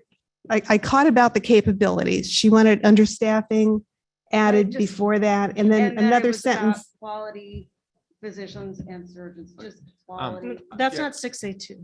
Yeah, no, we're on 6A1. Yeah, still. so 6A1 She shouldn't regarding the talk minutes. So I wonder if we're putting too much of a burden here on the city clerk in conformance with the policy, Joanne, that you were just discussing. It seems like it would be sufficient to say, for instance, Amanda Quintanilla spoke about the capabilities at the hospital. Well, that's why I said capabilities. I thought it No, I mean, I don't mean- encompassed all of it. Right. But what I mean is, the summary is just about what they talked about, not the specifics Right. of their commentary, right? Because when you say stated, then you're starting to go down the road of And 1, 2, 3, 4, and I can understand why someone feel, well, you left out 5. I think maybe the policy only requires something much more brief than that. Just talk Exactly. The subject matter that they spoke about without all the detail. Then we don't have to get into pulling minutes to make sure that it's entirely accurate. That's we all. would be happy to cut it back a little bit. You know, And- we have gone a little bit over, and I will take the blame for that. You know, I've been quite generous with it, but they are starting to turn into narrative. And I think it's important to note that we also have video and audio record of what was said as well. I'd like to point out to the council that if you look at the motions, it doesn't say anything of what the city council said. So these aren't supposed to be a narrative, and they're not supposed to be word for word. So I think we're going too far, and I like what Mayor Pro Tem said. I think staff needs to cut that back, Mhm. because then we have people coming up and saying, you didn't get all of it. So we know that our comments aren't going to be in here. It's just going to be that we had a discussion. Because that's what we do after the public comments. We stop it and then we have a discussion amongst ourselves. So anything that we say is amongst ourselves. And maybe as a guiding principle, after the name commented about, right? Then you can just talk about a basic subject. And Mhm. then you don't have to worry about the specifics. I think that is enough to notate that someone did speak about a certain subject. It's not going to provide all the detail that you spoke about for 3 minutes, but there is a record they spoke about something. And so I think that would allow you, Joanne, to have a kind of a guiding principle to narrow it down. Spoke about the hospital. That would spoke save about- some time too, because they are quite So- time consuming to do. Or, I mean, I'm sorry, commented about. So I guess I'm looking for a motion to approve 6A1. Well, I had it pulled also, so we can't approve it yet. That's Oh, what I was okay, trying to you stop have something. Yes. So council, I would like you to look at page 12. I'm going to speak on item C for 6A1.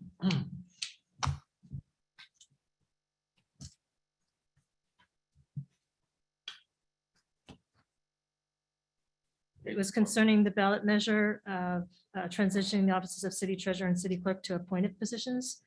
And the issue I have is, I think we went a little too far on the motion. If you go down, it says motion by Councilmember Ward, second by Councilmember Noblock. The part that I'm concerned about is the third from the bottom. It says, and to direct staff to return to council with a policy that addresses whether a city employee under the city manager's jurisdiction can also serve as an elected official of the city. I don't believe we said to do that. We talked about having a discussion. And I remember Councilmember Noblock said it might take a policy change, but of course we would have to discuss that. So you're saying. I'm saying that we did not direct staff to do that. We only, and the motion was to have a discussion on that. Yeah, it was staff was to bring back. Just the issue. I actually agree with the wording here, that directing staff to bring back a policy relating to that issue. And we I have a would say video that we can watch. I would never have made that motion or voted on it. You talked about, and this is your exact words, it may take a policy change, but of course, we'll have to talk about that. So that's what we voted to do at the next, when it comes up again, is to just discuss it, not to bring back a policy. disagree completely. We can look at the video. Well, specifically I did remember look at the video, and that's why I'm asking staff- quoting you. I was asking staff, part of the discussion was to have staff come back at a later time. Well, with policy. City manager, this actually brings up a bigger point. And that is, are we failing as council to give you concise directions? What's your answer? I was just gonna say, so, no. I believe the council's intent, and I did talk to a couple of council members through briefings about this, is that there was a want for staff to bring back an agenda report to facilitate a discussion on a potential amendment to the ordinance, the municipal code, to then modify the code. I think specifically what the council was kind of deliberated on was that electeds cannot hold city full-time positions. And so my intent was to bring back a report to have that discussion and get council direction to amend the code to reflect that direction from council. That's consistent. But we have to still talk. It has not been agendized. We still have to talk about whether we are even going to take that direction. So asking staff to bring back the policy was not what we discussed. And Well, that's not, I was the guess maker we of the can motion. remedy this by, during council member comments, Councilmember Noblock could make that motion and direct staff to do that. But I thought staff was already directed to do that. I did too. Well, that's why I looked at the video to make sure that that's. And if not I what may, was- Mayor, council members, I think the issue is a little bit more about semantics in terms of policy versus codification.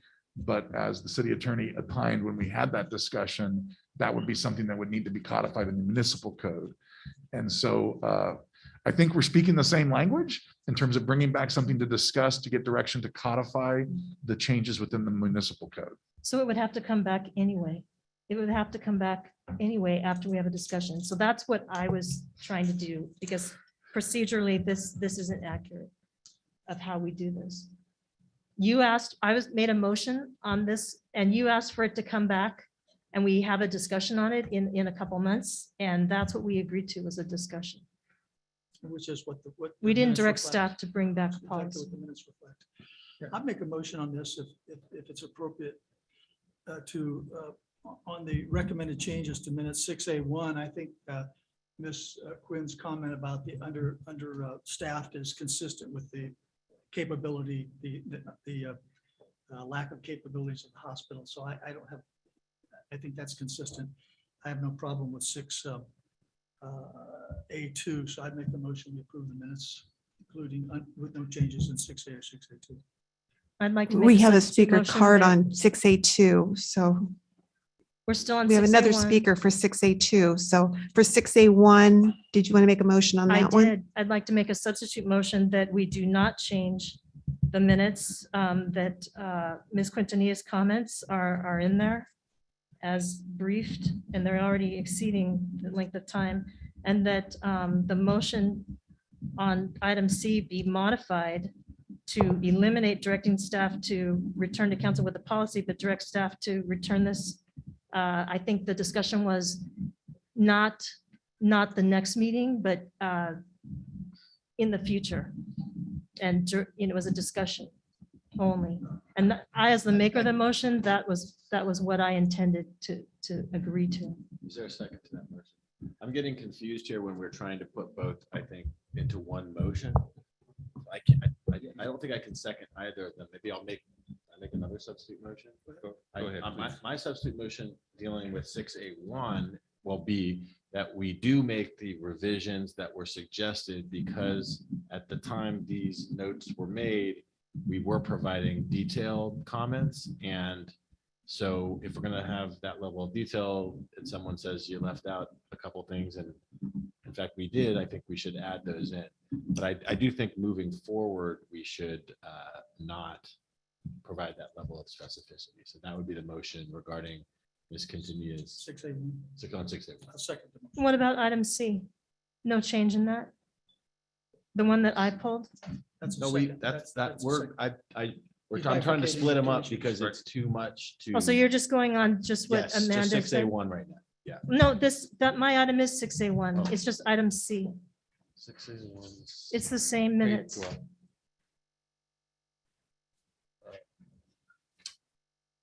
Oh, that's still, yeah, okay, so I'm only talking about Ms. Quintanilla's. I'm Right. trying to break them up into as many different single things as. So let's go. Okay, I'm just concerned that we're gonna Madam move that. Clerk. Okay. Councilmember Noblock, Councilmember Ward, I need a clarification before I vote. this is only to add the comments or the added language requested by Okay. Ms. All Quintanilla. right, thank you. Aye. Mayor Pro Tem Duncan. Aye. And Mayor James. Aye. Carries 4-0. So, So now you want to talk about. Mayor Pro Tem, C. if I can help you on item C. You and Councilmember James both voted no on that item. But what I am saying and stating is that I was the maker of that motion. He asked for a friendly amendment. He only asked for a discussion, and that is what I accepted as the motion. I did not, it was not to direct staff to return with a policy, and I listened to the video. Councilmember Noblock is the only one that stated it might take a policy change, but there was no direction to bring us a policy. I think there was, I disagree. I think the minutes are accurate. And if you could bring up a motion, you can agendize a motion to instruct staff not to bring it back. It's just, that's making it convoluted. I don't accept that. That's not, it's unreasonable that he wants to keep that in, because after we talk about it and we have the discussion, we still have to direct staff at that point what we want to do. Then staff has to go and codify the municipal code. It has to come back anyway. So bringing, it's prejudicial and ahead to tell staff to bring back a policy right now when we haven't even had the discussion yet. We did not discuss at the last meeting whether we thought there was anything to the elected city city treasurer or city clerk. We did not So discuss that. So you can't say bring back a policy when you have not even agendized and discussed it yet. You understood that it was to be Discussion only. agendized for discussion. For discussion. And Councilmember Noblock recalls that it was to bring back a policy.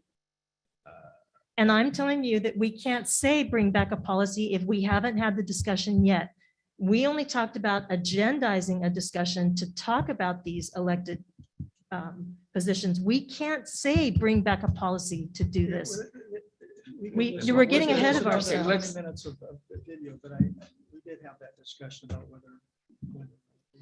You were the only one that mentioned it. And you said it might take a policy change, but we'll talk about that at the time. Well, I think this brings that policy back. So I'm gonna call for a vote, but first I'm gonna ask the city manager a question. City manager, you walked away thinking, what was the direction? The direction that I believe the intent was is to come back to facilitate a discussion of the details of what you want the codification within the municipal code to reflect as it relates to the elected positions of city treasurer and city clerk, specifically that you don't want them to be a full-time employee. So it was my intent to bring back an agenda report to facilitate that discussion, narrow down the specificity of your wants, and then we would draft an ordinance that would be adopted by the council at a future meeting thereafter. Councilman Noblock, are you okay with that? That's exactly what I Yep. thought we were going to do. Councilman Ward, are you okay with that? As long as it doesn't say directing staff to bring back a policy, it's directing staff to bring back a discussion. And I think that's, concerning I think, policy. and then again, I go back to the semantics, but I believe we're on the same page. We will bring back an agenda report to facilitate a discussion to get clarity on what the ordinance needs to be drafted as before it's amended. So can I have a motion on that? Or do we have motion still on the floor? No, we had, Okay. everyone was confused. on the Okay, motion. so can I have a motion on that, please? I'll make a motion that we revise then the language in the minutes on that discussion item to reflect that the direction was for staff to agendize a discussion about a potential policy that addresses whether a city employee under the city manager's jurisdiction can also serve as an elected official. Motion by Duncan, second by Noblock. Councilmember Noblock. Aye. Councilmember Ward. Aye. Mayor Pro Tem Duncan. Aye. And Mayor James. Aye. Carries 4-0. 6A2, and I think we have a public comment on 6A. Ms. Martin, I believe. Yes, I'd like to comment on the minutes as reflected from my statements on January 24th. My concern was specifically about beaches, park, and recreation scheduling of activities at San Gorgonio Park when they know that the activities are going to exceed the available parking without causing overflow traffic onto residential surrounding streets and creating the fact that families, I think you know, I said families, kids, dogs, chairs, everything, have to walk in the middle of the street to get to the park. It was specifically about beaches, park, and recreation continuing to overschedule the park, which creates the problem on the street. And just for the record, there are no sidewalks. That's all. So I just think that it got misconstrued. I did listen to it a couple of times to make sure I wasn't losing my mind, because sometimes I think I am. And I would just like a correction. Thank you very much. Thank you, Ms. Martin. Well, I think this is another example of why I think the additional detail, while nice, is going to be ultimately problematic. So, I mean, just as an example, I think it would be enough to say Ruth Martin San Clemente commented on San Gorgonio Community Park. Concerns or whatever. Yeah. But not listing. So then there was a record of the comments being made, but not necessary for you to do the extra work, Joanne, to come up with the specifics.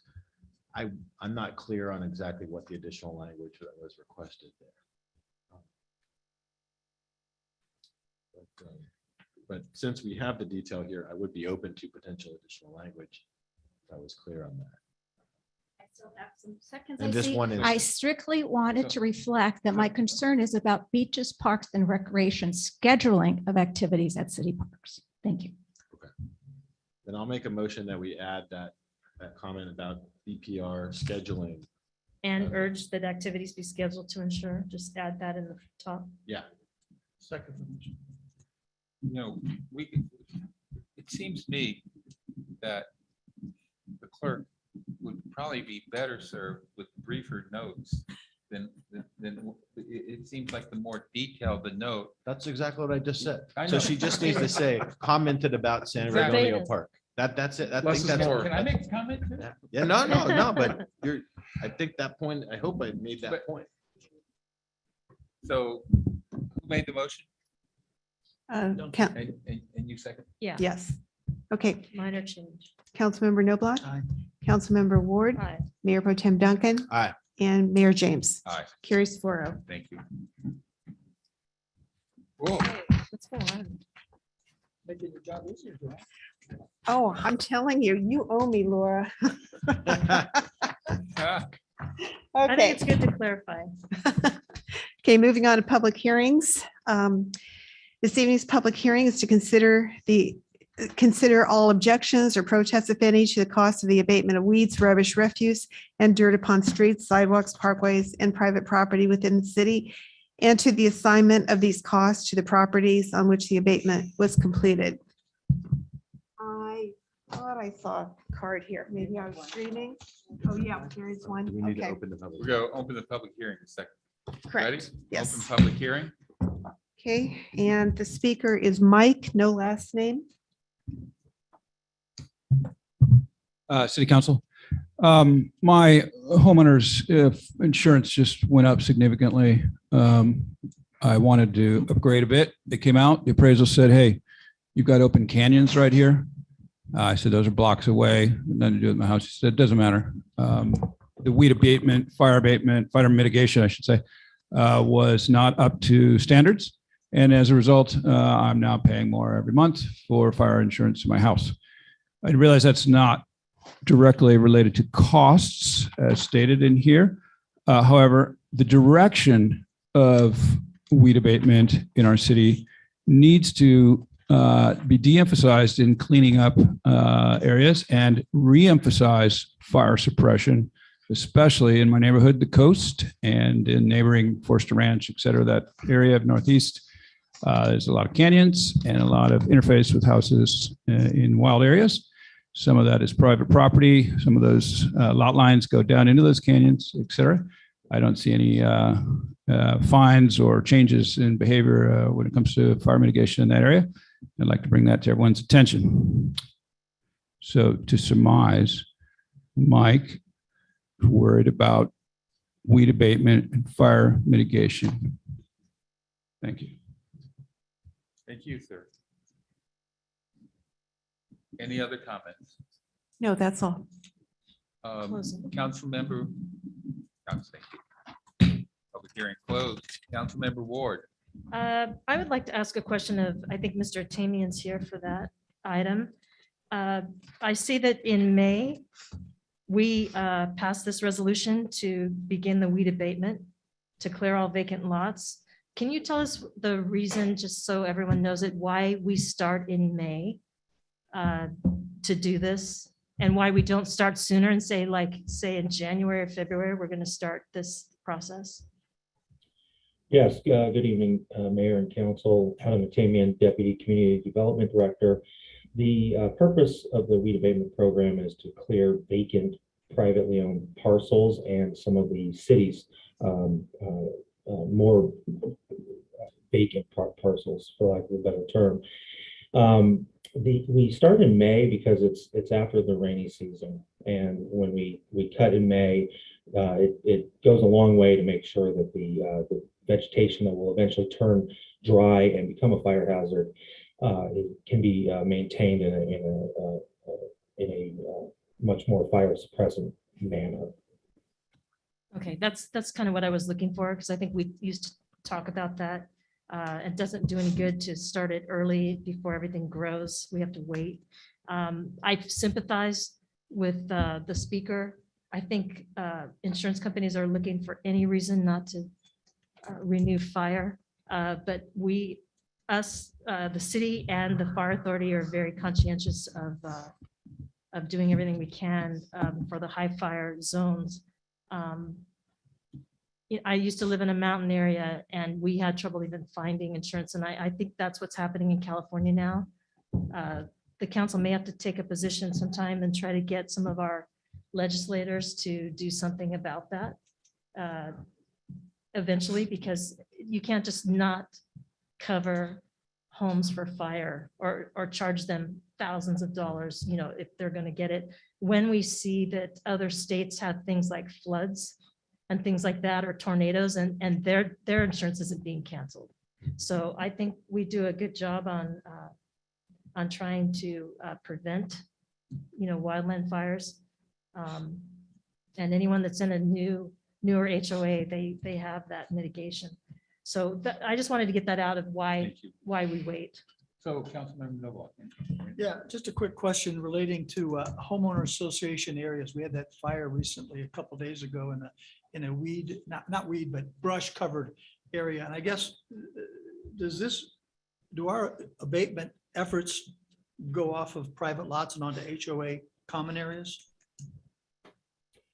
I don't know the answer.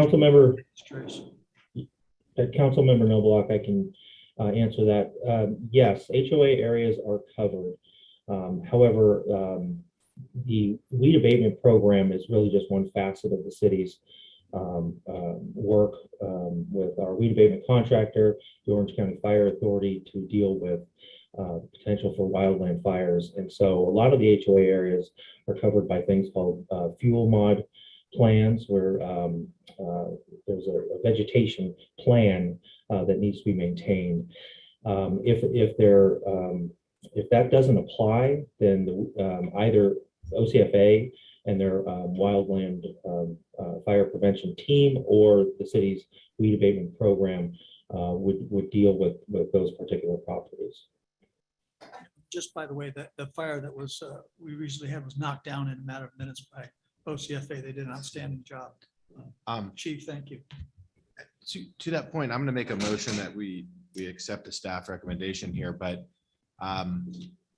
since it was brought up by Mike over there, and I'm looking at Chief Capobianco here as well, and we did have that brush fire in, as I understand it, acacia, which is not supposed to burn.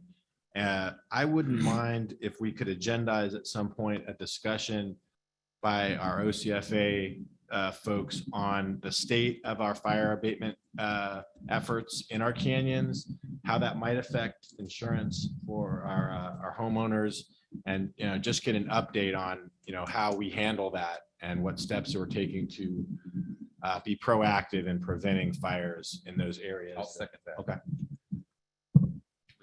Do we have a third? We have a third, please. Oh, I'll do it. But I think we should hear like fire breaks that the fire authority has done, any information. So that's exactly. Just an update. Exactly. So you have a motion on this? Oh, yeah, and then I have a motion to approve the staff recommendation for this item. Do I have a second?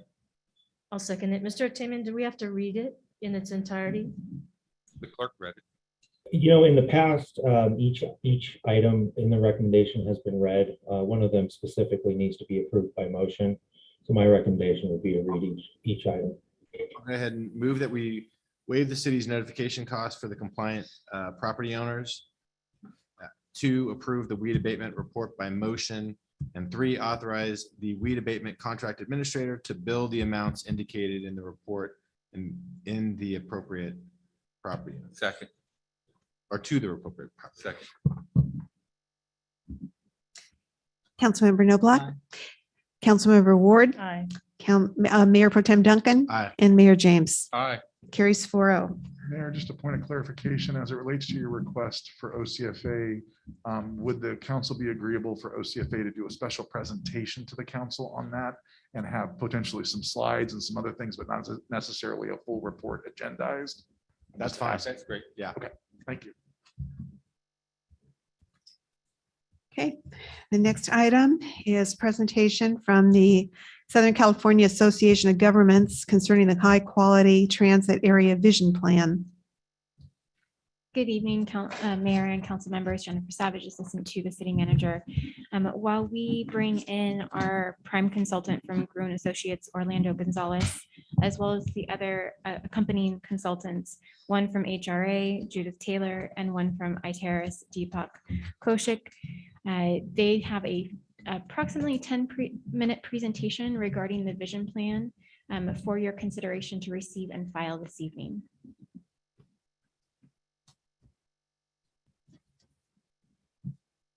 And Orlando, you are on mute, and he will be sharing his screen.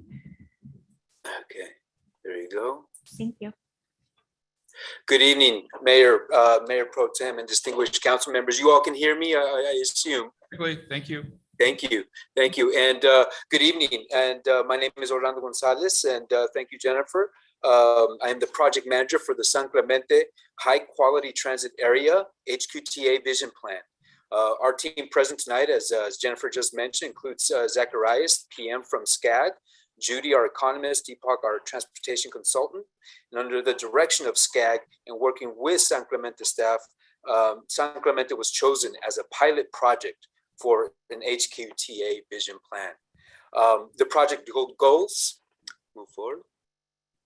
The project goals included implementing SCAG's regional transportation plan, promoting transit-oriented development and active transportation near HQTAs, and in this case being the San Clemente Metrolink station to support growth and including economic growth and compact mix of uses, and to reduce greenhouse gases and vehicle miles traveled. And what you see here, what you're going to see in the presentation as categorized below in the slide is the vision plan framework and components, including a profile of existing conditions, opportunities and constraints, the area of vision, and then finally an implementation plan to go with it. As you can see here, these are the boundaries, as you see in blue, for the HQTA vision plan. And it includes the Metrolink station, the outlets to the north, and is also completely within the West Pico corridor specific plan area. And as just mentioned, a primary driver for San Clemente being chosen is the Metrolink station itself. And the potential of this station for future growth that made it an easy choice for our team under SCAG to choose San Clemente as a pilot project. And as you can see in this photo, the Metrolink station, which is accessed by Avenida Pico and El Camino Real.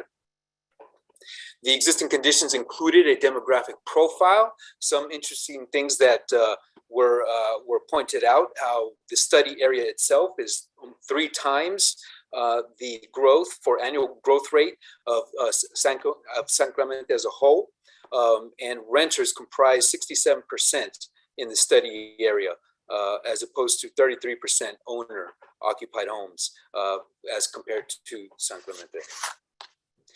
The employment profile included for the study area the primary services, food services, accommodation, technical services, and retail trade. And for employment trends, something to point out is retail, entertainment, and construction that as industry clusters from 2010 to 2018 as a high percentage change within that time frame. Other existing conditions is the comprehensive network of bicycle facilities that are throughout the station area, public transportation as well as the area served by the Metrolink Blue Line, I believe, OCTA serving the community there, and the San Clemente trolley, of course, to name a few, which I believe runs in the summer from the outlets and throughout the community there.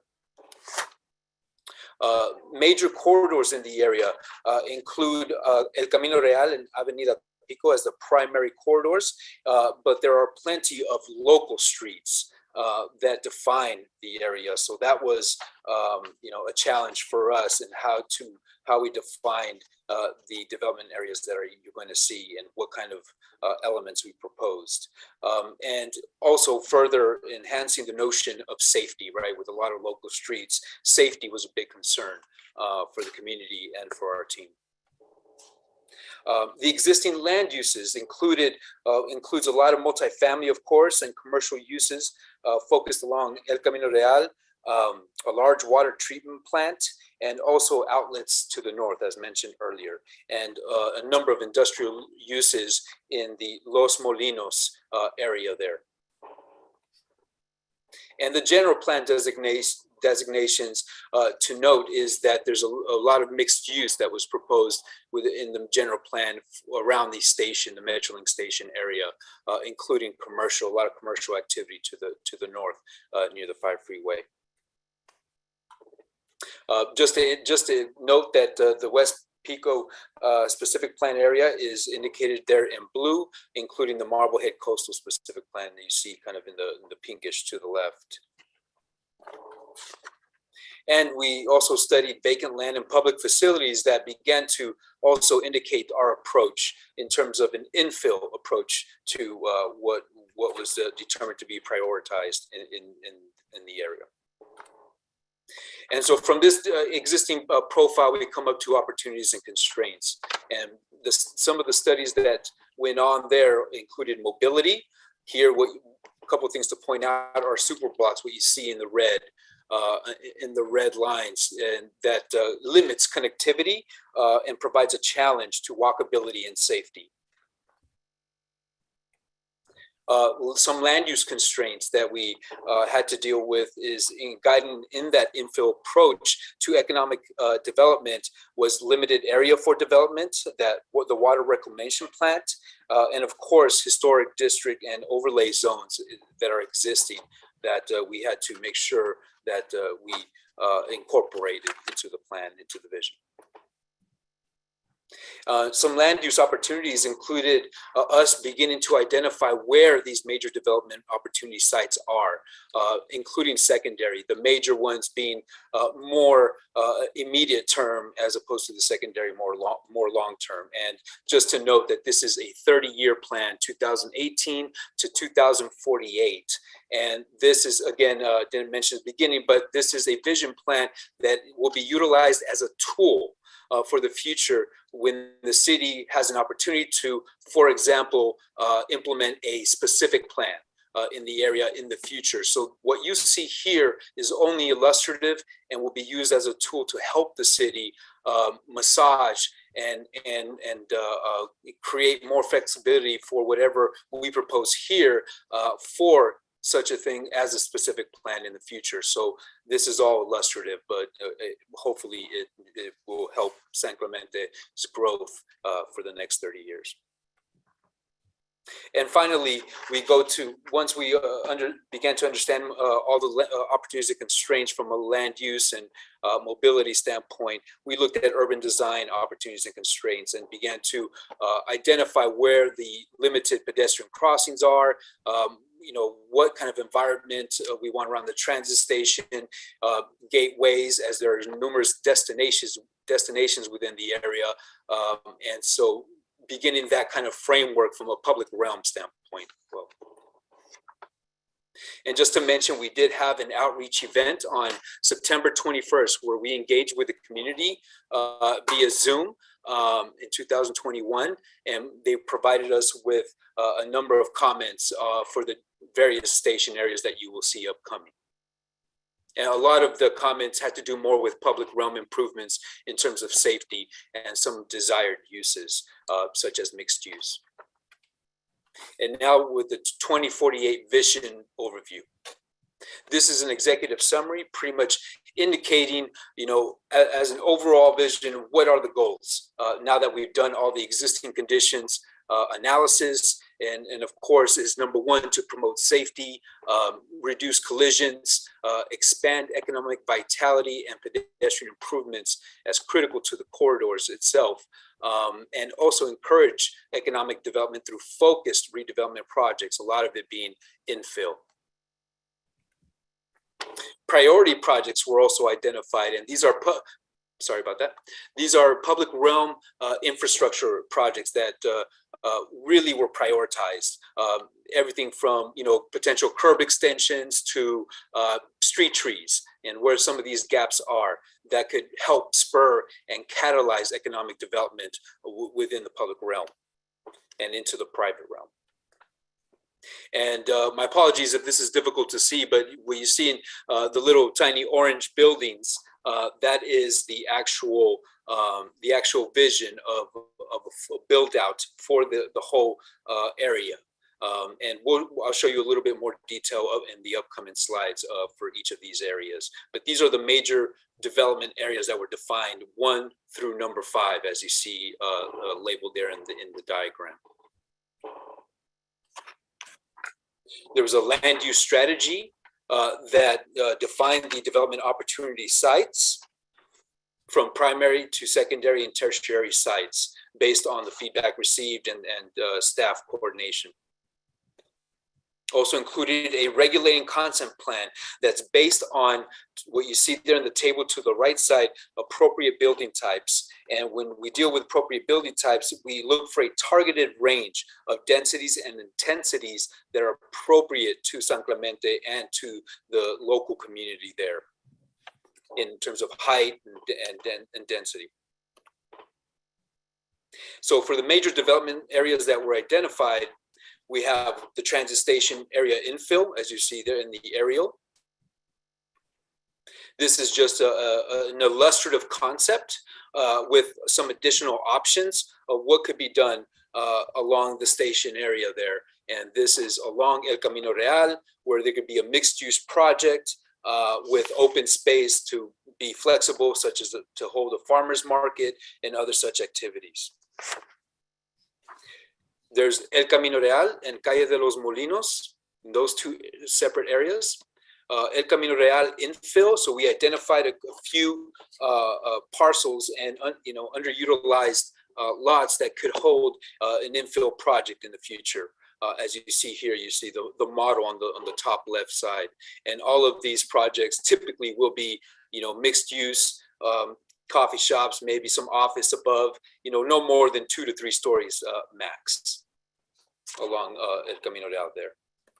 And for Los Molinos Industrial Village, we chose an area to propose a potential future industrial village that would be mixed use and be local serving, such as having a surf shop, parking courts, a really integrated system of building to open space that could help serve the community and provide jobs. And with some example images, as you see on these slides here at the bottom right. Pico Plaza to the north along the 5 freeway off of Avenida Pico.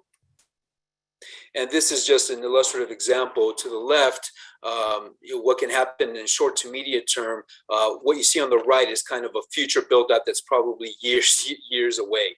But if it were to ever turn over, how could you begin to lay the framework from both public realm and private street and building perspective? And this, of course, would be mixed use with shared parking and have a stronger presence to Avenida Pico, that area up there with the outlets being its neighbor as a major destination area. And the outlets at San Clemente, which would probably be the very last thing that would ever be touched.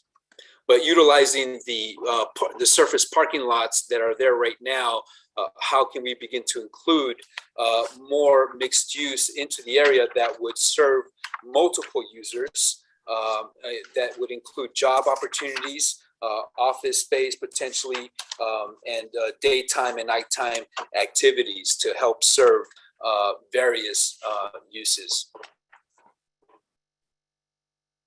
And finally, the infrastructure and public realm strategy. So here it's an overview map of the kinds of public realm improvement projects that were identified earlier, and as I mentioned earlier as well, curb extensions, street improvements, street trees, and so forth. And so here they're also identified per major development area within each of the areas that I just showed. Here are just some examples. We chose El Camino Real to show some options that could be done in the future, some with bikeways, some without bikeways, and just including street curb extensions with street trees where there are gaps to enhance safety along El Camino Real, which was a big concern for the community in our outreach event. And the implementation plan, we have Judy Taylor, who devised a very extensive table for us to indicate the potential funding for each of the identified public realm improvement projects. And lastly, Deepak at Iteris, our transportation consultant, gathered all our information, of course, and put it into a model that outputted a 15 to 20% decrease in vehicle miles traveled if our plan were to be implemented. And I believe Deepak and Judy are with us. I hope. I didn't check when. And that is pretty much it. I appreciate your time and thank you. And we look forward to continuing to work with the city in the future to help them make changes as needed, as they can use this as a tool, as a beginning stepping stone to providing future growth for the station area. Thank you. Question? Orlando, this pilot project, a 30-year look forward pilot project, is being covered by a SCAG grant. Yes. My next question deals with you mentioned the outlets. You showed a number of areas, mixed use. The half-mile radius bisects the outlet property, the westerly part. Is there any flexibility in your thinking in terms of if there were other uses, let's say on phase 2 that's currently undeveloped, which is outside the half-mile radius? Is there any kind of flexibility you're planning to potentially include that area? So the area, as you see, the area up here that you're mentioning, right outside the half-mile area, which is a circle here in dashed line. Right, to the north and west of the existing development is phase 2, which is totally undeveloped. And that area is outside of the half-mile radius, but the assessor's parcel. Yeah. If there's flexibility in that line for. Oh, absolutely. Absolutely, council member. And this is something that was, we've been coordinating with the city, and the reason that this boundary here was chosen is obviously because half of the half-mile circle around the Metrolink station is in the ocean. And so we came to a consensus that at least for now, this 30-year plan could be defined by this much. There's a lot of, obviously there's a lot of open space in the area. There's the huge barrier of the 5 freeway, but there's always flexibility to massage these boundaries, especially when the city would be ready to potentially implement a new specific plan or an amended West Pico corridor specific plan that currently exists, and the boundaries then can be flexible enough to change per this under the guidance. Gotcha. Thank you very much. Appreciate it. Yeah. Anything else, Councilmember? Mayor Pro Tem? Thank you, Orlando. Very comprehensive presentation. A lot to kind of chew on here. We will keep the discussion going with the city staff. Had a great briefing from Jennifer too on this. And there's things I think we can look at kind of immediately. And then there's some other things that may not be a good fit for San Clemente, but still worth thinking about. So thank you for the presentation. Is Jennifer giving briefings on this? Yeah, we need it. Sure. We do need I don't want to volunteer her, but she. City manager, can you set us up for 2x2 meetings? We already have one. We can coordinate 2x2s with council members that would like to get an overview by Jennifer. Absolutely. Yeah, count me in. I do it with you. Yeah, okay, fine. can I ask a couple questions? Yes. Okay, so Mr. Gonzalez, some of the concerns that I had are, what this does to our general plan and planning that we've already done. Some of, when you look at North Beach and you've stuck a bunch of buildings on a flat area that we have in the middle there. I think you had it's on a different page, but there's some constraint to that lot because that lot has been set aside for parking for an agreement to incentivize the Miramar Theater renovation and the bowling alley. And so our city was looking at parking for that, already kind of set that aside.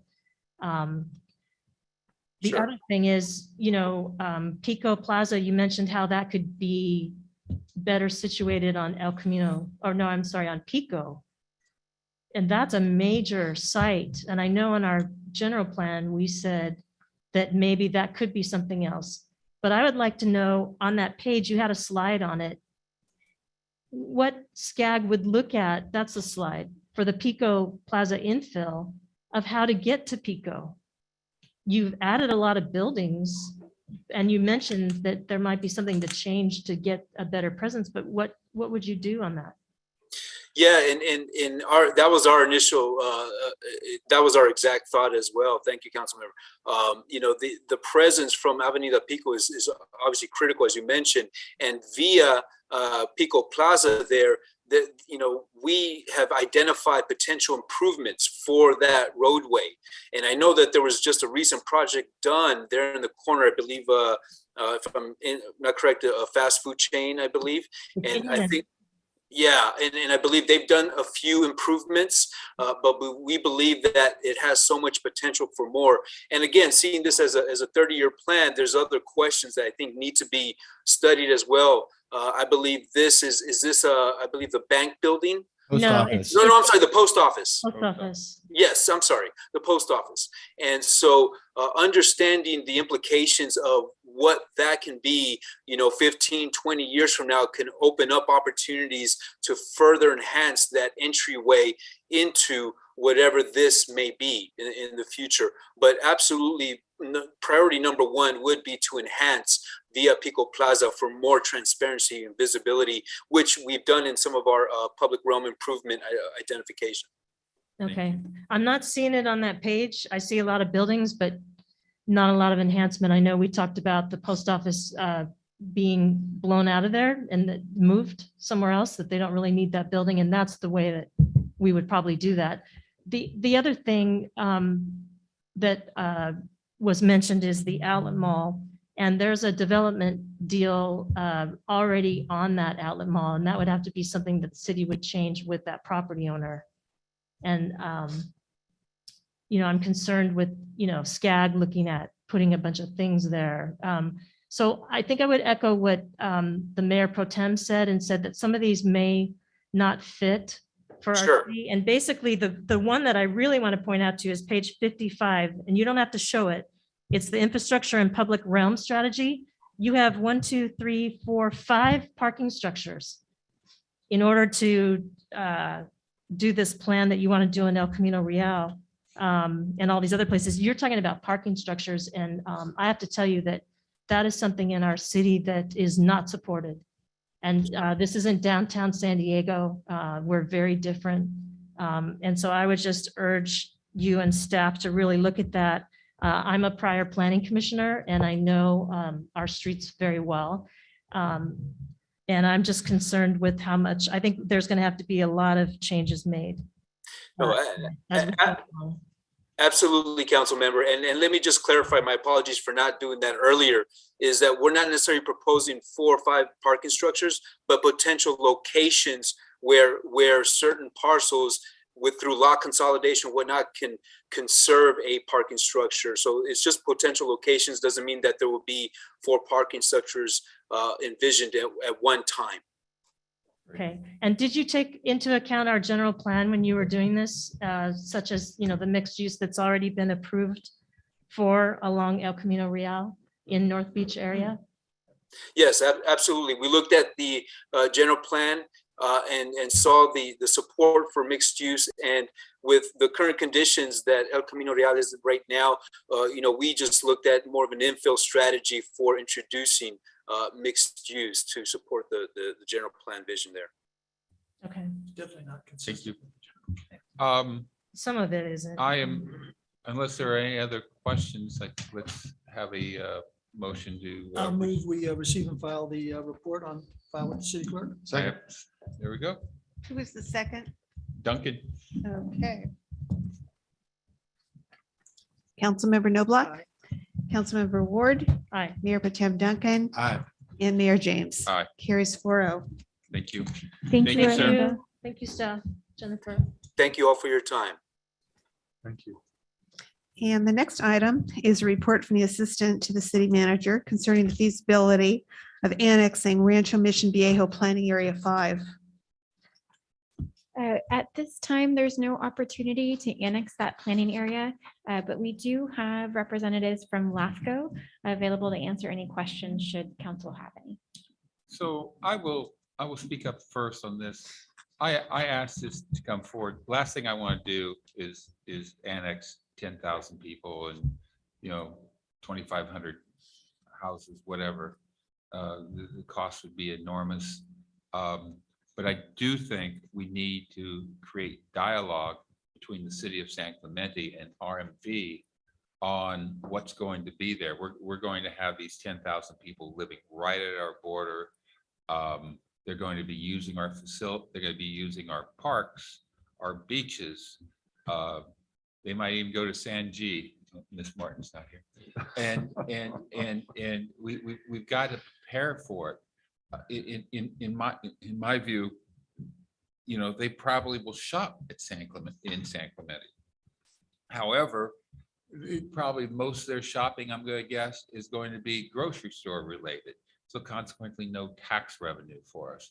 So I want to open dialogue with RMV, understand what they're doing, when they're going to do it. And the other thing that makes it unattractive for me to annex planning area 5 would be there's no retail there, so there'll be no sales tax there. There will only be property tax. So I just want to explain to the public. I think some people misunderstood that I was hell bent on annexing that area. Far from it. I was determined to have a conversation, listen to what LAFCO had to say, and get a staff report. Thank you. And we do have Carolyn, the executive officer from LAFCO, available for any questions, and perhaps she can confirm that there would be opportunities in the future to talk about annexation. Sure. Good evening to Honorable Mayor James and fellow council members. Again, I'm Carolyn Emery, the executive officer with LAFCO. As has been discussed with your staff in a couple of meetings, our commission continues to keep South Orange County governance on its radar. It's one of our projects on our current work plan. What will future governance be down in your region for unincorporated areas and including Rancho Mission Viejo? So again, this is an item that continues to stay on our radar. We continue to make ourselves available to the communities if they want to explore governance options. But in terms of a strategic approach, our commission has decided to look at South Orange County as a whole, as opposed to individual areas. And again, that includes the unincorporated communities that are developed already, as well as Rancho Mission Viejo, which is, as you all know, being developed currently. So I'm available to answer any questions to the council this evening as well, and appreciate the opportunity and the invitation to respond to any. Ms. Emery, good seeing you again. Thank you for being here this evening. Is it my understanding that LAFCO, I don't want to use the word abhors, but LAFCO would prefer not to have unincorporated areas and have areas that are incorporated. That's their mission. Yes, exactly. I just want to get that on. Would that be correct? Yeah, I mean, that's certainly been our commission's mission, to transition unincorporated areas to adjacent cities, or to look at least some other form of governance as opposed to the areas remaining unincorporated. I mean, and that's been, because we believe, commission and staff believe that, adjacent cities can provide are in the better position to provide those services than the county. I don't think it's any secret either that the county also has worked with LAFCO to transition unincorporated areas. But in addition to that, one of our jobs is to really make sure that any type of governance is feasible. And as you all know, that also includes community resident support, as well as landowners. Council? Yeah, I agree with your concern about the area. I think in terms of LAFCO, I don't think we're going anywhere. The ranch, there's no way we could even begin this process or ever complete it without the ranch's cooperation. The ranch isn't going to do that. But I think it's important to understand what's coming our way in the future. I think maybe we ought to invite the ranch representatives to come in and talk to us about, maybe even in a public setting to discuss. They've been approved for 14,000 homes, many of which have already been built. Most of them haven't. 4 to 5 to 6 million square feet of commercial space.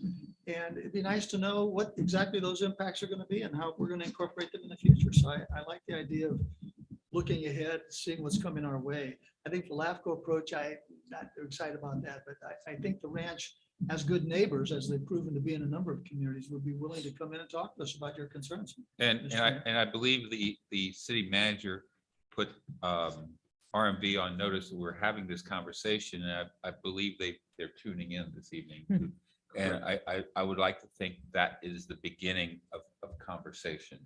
I would like to know what kind of recreation facilities they're going to put it in with those homes, because that's going to drive who's coming to town.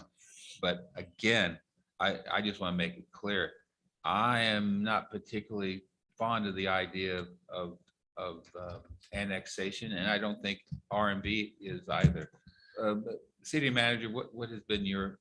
So first I have to say that Rancho Mission Viejo have been good partners to the city of San Clemente. We've worked together on a number of projects, whether it's the extension of Los Patronos or just in general working with RMV. And so I want to thank them for that. And my discussions with Mike Balsamo, they very much want to get together and discuss the subject matter with you. And I think, to Councilmember Noblock's point, I think they would be very amenable to coming to the council at a later date and kind of giving the council and the public an update as to the going ons as it relates to RMV and their planning areas. And so I think those are very achievable goals over the next 3 to 4 months. Councilmember Ward. I like what you're saying as far as being updated, what's going on. I know in the general plan, it only said that we were going to look at planning area 8. And I think that's because at the time, there was no La Plata, no extension of Los Patronos Parkway, and all we were concerned about was planning area 8.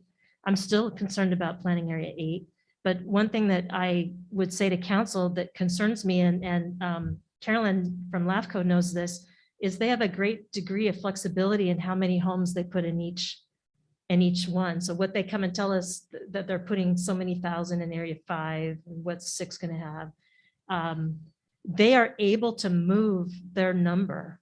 I think they were given that discretion. So if there's any updates, I think it would be very good for our city, for them to talk to us about that, so we know. And I agree with you. I think it's good to have more discussion on that, because we might all come up with some better ideas than what is already being contemplated. I'm not saying we're changing Rancho Mission Viejo. I'm just saying how we connect everything.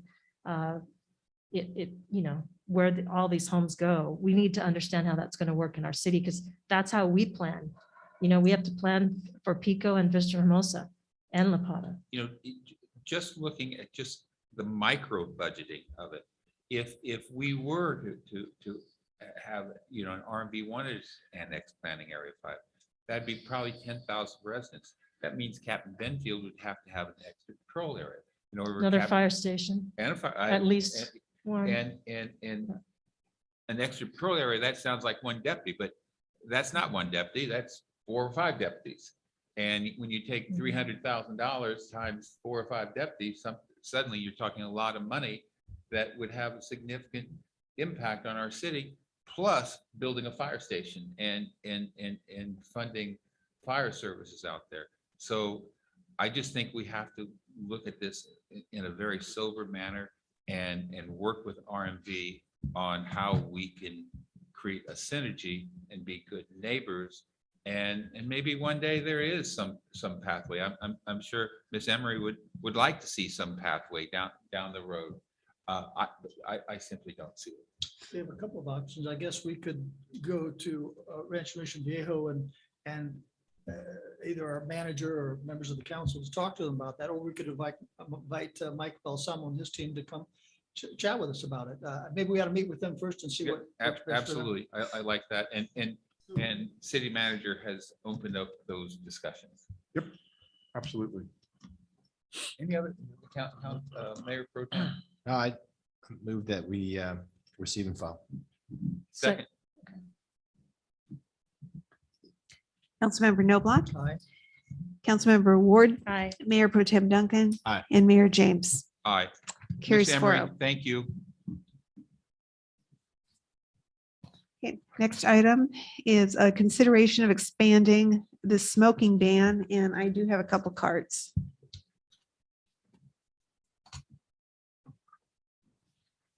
The first is from Rick Leffler, followed by Hoyen Ip.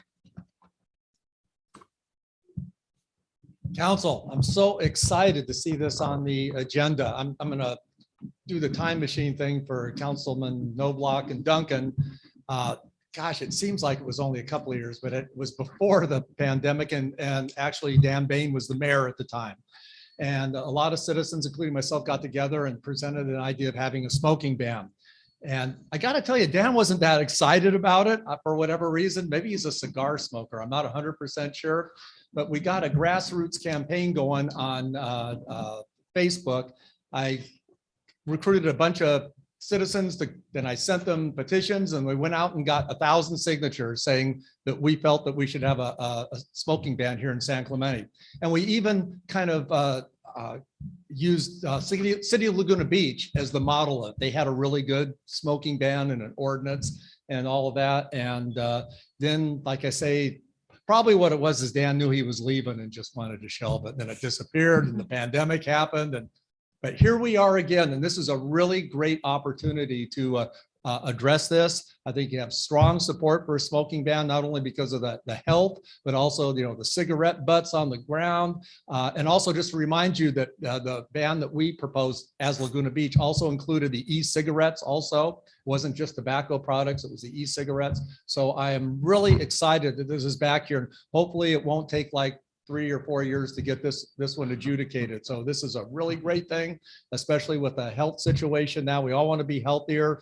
And so I'm really glad this is coming up, and I just want to simplify it for Joanne and Laura. Just put Rick Leffler supports smoking ban. That's all you got to put. I'm relieved, Mr. Leffler, I did not have to gavel you this time. Good evening, Council. I'm Hoyen Yip. I'm also very happy to be here for this item. Well, on January 15th, I emailed you some links. By the way, Laguna Beach is so dated. That ordinance is not enough. So first I want to say, actually, I want to give Dan some more credit on that. I remember I said that this is also a social environmental justice issue. Looking at how much the teens suffer and some low-income people. So meantime, the industry, the tobacco industry get creative for more profit. So this is a justice issue. Since we are going to have more multi-unit housing, and that type of housing has more public areas like stairs, courtyards, balconies. So when we expand public smoking, please consider those areas too. And Manhattan Beach has it covered. Also, Manhattan Beach and Beverly Hills got award from World Health Organization for their ordinance on the retail sale of tobacco products.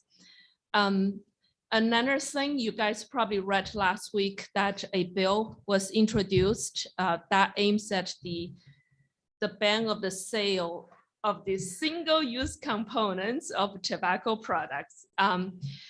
Actually, yesterday I talked to some different experts in different fields. I mean, I'm just a plastic person, right? So talking to other people in different fields, just, you know, learn a lot more. We all know that this is way too early in the legislative session. The bill text is not complete. You need to have more content to be filled. There are a lot of things that need to be addressed, but bottom line, we, a beach city, should not wait for the state to take action. We should take the lead. Otherwise, if we wait, maybe nothing will happen with the state this year. Thank you so much. Thank you. I enjoy your emails that you send us. It's nice to see you in person. That's all the speakers. Well, I agendized the item. And I'm good. I'm glad to hear we've got diverse support for this. So, you know, we don't have a lot of materials other than some background materials in the agenda report. But what I would like to see and see if I can get some support for is for city staff to come back with an ordinance that prohibits smoking and vaping in our public areas throughout the city, to include the sidewalks and the alleys, and obviously on Del Mar, but I think it expanded beyond that. I want to make sure, you know, I think we have at least one cigar bar. So this is not meant to intrude on private areas. It's really for public areas. But in the interest of not only the public health, but also just the look and feel of the city, beautiful city next to the coast. I think that is something that the city will get behind, and we should lead on this. We should not wait for the state. So I'd like to see I guess an ordinance on that. Could I offer a friendly amendment to that? And that is to refer this to both the Human Affairs Committee and to the Public Safety Committee, and for them to work with staff and collectively bring something back to us, maybe in the May timeframe. You know, I don't have a problem with that, given what we've heard tonight is there probably is a lot of different types of ordinances in different cities. Many of them are like ours. So I don't have a problem with that. I would like to make sure that we get as much input as we can. But I'd like to sort of, as part of that, be that they do a survey, a wide survey of different cities, so that we really can understand the variety of ordinances. But I think that the direction should be clear. What we're looking for is a prohibition in public areas of both smoking, in citywide public areas of both smoking and vaping. In public areas like streets as well. Streets, sidewalks, Private alleys. cars on streets. Cars on streets. Cars, well, that may be something to look at, whether a car is private property or public if you're in the car. Yeah.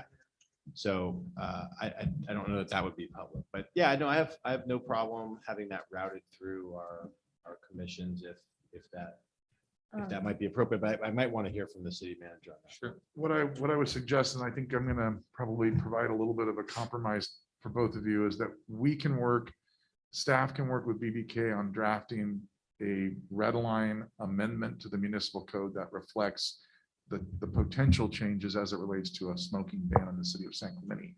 Then take that document on the road, if you will, with the Human Affairs to opine and the Public Safety to opine.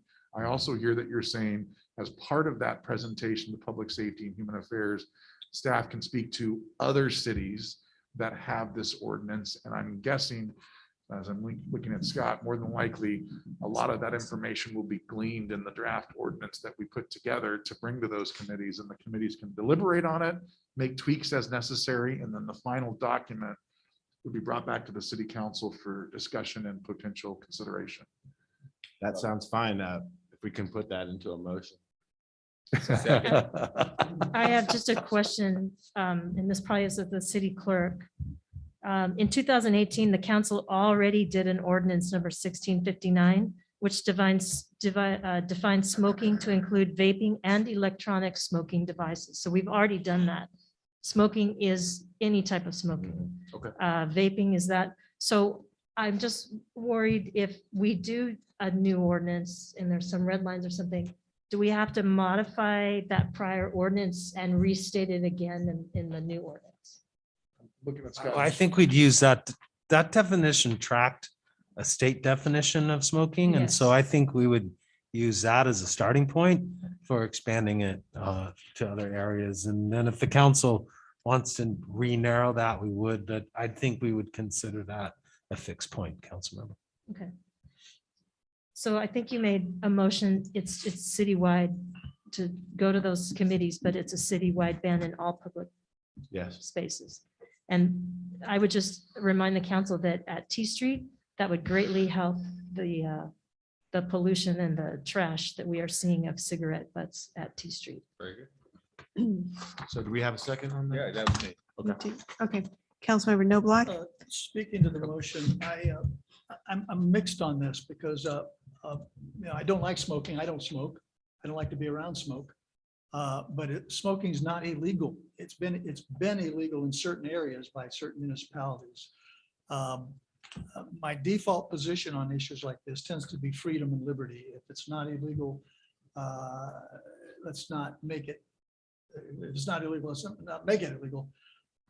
But it is a health issue and it is a concern. So I'm really split on this, but I could see asking our committees to look at it, to do analysis of what other cities are doing. I can look at that, but I'm kind of a little bit torn on the issue. If I may, Councilmember Noblock, I would say, I hear you. However, when the smoke, when that smoke of the smoker hits your face and your nose, he's encroaching on your freedoms and your rights. Yeah. Well, that was a call for the vote, right? Right. My vote's aye. Councilmember Ward. Aye. Mayor Pro Tem Duncan. Aye. And Mayor James. Aye. Carries 4-0. Okay. Next item is RFP for legal services. I asked that this matter be agendized only because we haven't had a review of our legal contract in quite a few years. And I just thought timing was appropriate. Our fees are such. And I think also it's a good time because with the toll road resolution being accomplished and the cost coming down, it might be an appropriate time to review it. So that's why I asked that this be agendized.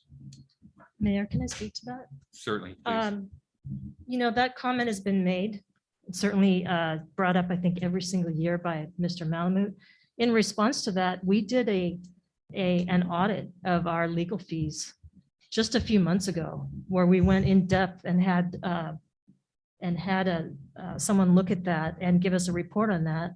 We've also, every single time we do a yearly review of BB&K, they do an extensive report to us on what the fees are, what they've done to keep costs down, what each action has cost us. So we are getting that. I don't see the need. I understand why it's being brought up all the time, by Mr. Malamud, and I understand what his reasons are. Mr. Malamud didn't agendize this. I did. I know, but I'm just commenting on what I hear from the public. And I think he did speak at that meeting before you did agendize this. But I won't be in favor of that. I think it's not necessary yet to do that. And that's why we did that study. If I could comment just on that. You don't need to go back on what I said. I just made my comment. You made yours. No, you don't need to answer it. I don't need your answer. Thank you, Mr. Mayor. The audit that we had was not an audit. No attorneys reviewed the bills. It was not a formal audit. It was a review of bills. And basically, you take the hours, you take the numbers, you do the calculation, say, yep, the numbers track, everything's okay. There was a review of some other cities which demonstrated that our costs are high. And I just think it's appropriate to look at it. this is an 8-year, I believe it's 7 or 8 years that since we've had an RFP, and we go through this with tree services, every professional service we have, and landscape and so forth. And I just think it's appropriate. And this isn't about Brad Malamud or anyone else. It's about the city taxpayers and making sure we have quality legal service at a reasonable fee. So let me try to hit a middle ground here.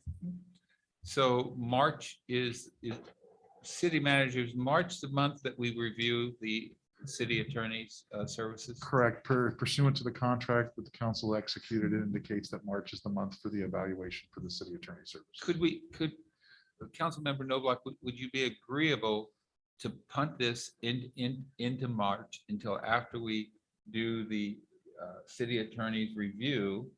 And that could be a potential step 1 into an RFP. And step 2 would be. An RFP. So we would discuss it then wait and until March evaluate. until is it that, when does that come down in March?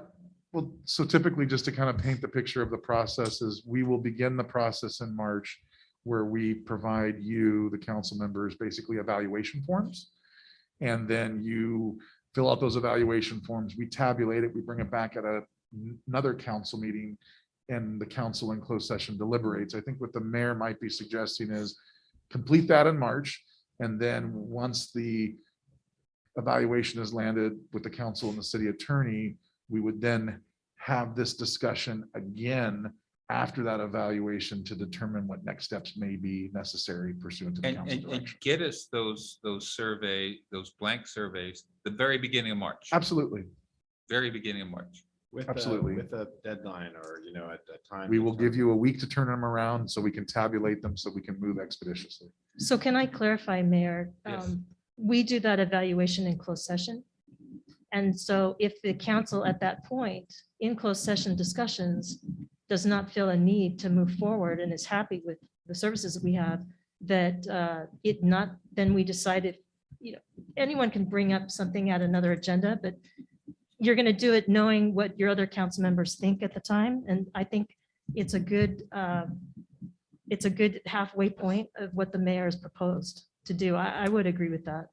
But I'm not going to agree with bringing it back automatically. I think that has to happen again with the discussion. Well, I have no problem with the next audit. Or the next review. I don't think it's necessary because we just had that audit, which was not an audit. We paid, I think, $25,000 or $30,000 for it. But it's in our contract. We review every I'm not year. done with my comments, Councilmember Ward. So I have no problem with punting to get the next review cycle under our belt. I think this has gone on for so many years that a few more months, whether we do or we don't, I can live with that. Please. I'd just like to say, and I understand the call for this, and it's been some time since there's been an RFP, but I think we've seen what happens when we do RFPs, maybe when we shouldn't have done. And so I'm happy with the services. I'm not probably going to be looking to change course unless I saw something that really caused me some concern. Just to make that point, happy to though here engage in a discussion and get into things further as we go through the evaluation process. So I don't think there's any, I make a motion that there's no action taken on this. Well, maybe. You've already talked about, we're going to do our review in March. I think we have to give city management direction here. Yeah, I think that is direction. I think as part of this discussion, I would suggest that the council, the city management begin the council review expeditiously in early March, as I think one of you mentioned, and that we meet in closed session immediately thereafter to discuss whether or not it's appropriate to go forward with it. Second. If that was a motion. That was a motion. Councilmember Noblock. Aye. Councilmember Ward. I'm going to vote no because the direction, I believe the motion that was made is the mention of that we are going to do an RFP. Or would you like to clarify? It's just, we're going to have a discussion. Whether we do an RFP or not is for this council to decide in the future. I didn't make that part of the motion. It was just to decide future conduct, whether we do that or not. Okay. In my Too many view, words. in my view, the motion had nothing to do with an RFP. Okay, thank you. With that clarification, I'll vote aye. Mayor Pro Tem Duncan. Aye. And Mayor James. Aye. Carries 4-0. Okay, oral communications, we have 2 cards. The first is from Mara Mikulik, and the next is from Susan Ambrose.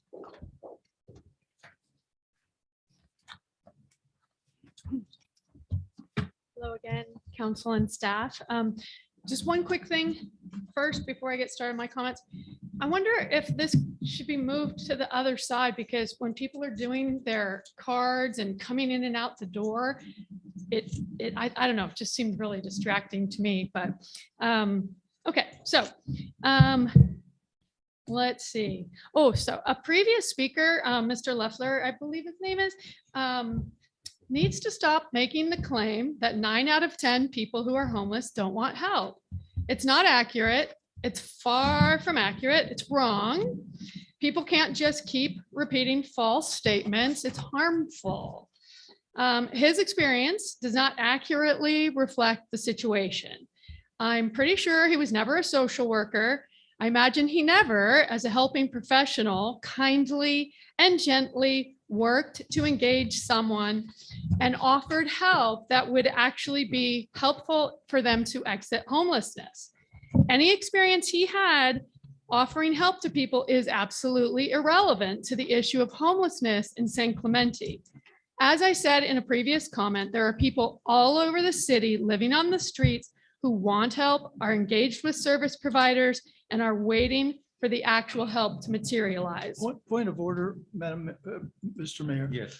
Let's stop your time. Regarding public comments, public comments address city issues, not other members of the public. Is this an appropriate topic to be focusing on a member of the citizen in our community, as opposed to addressing the council on issues that we're addressing?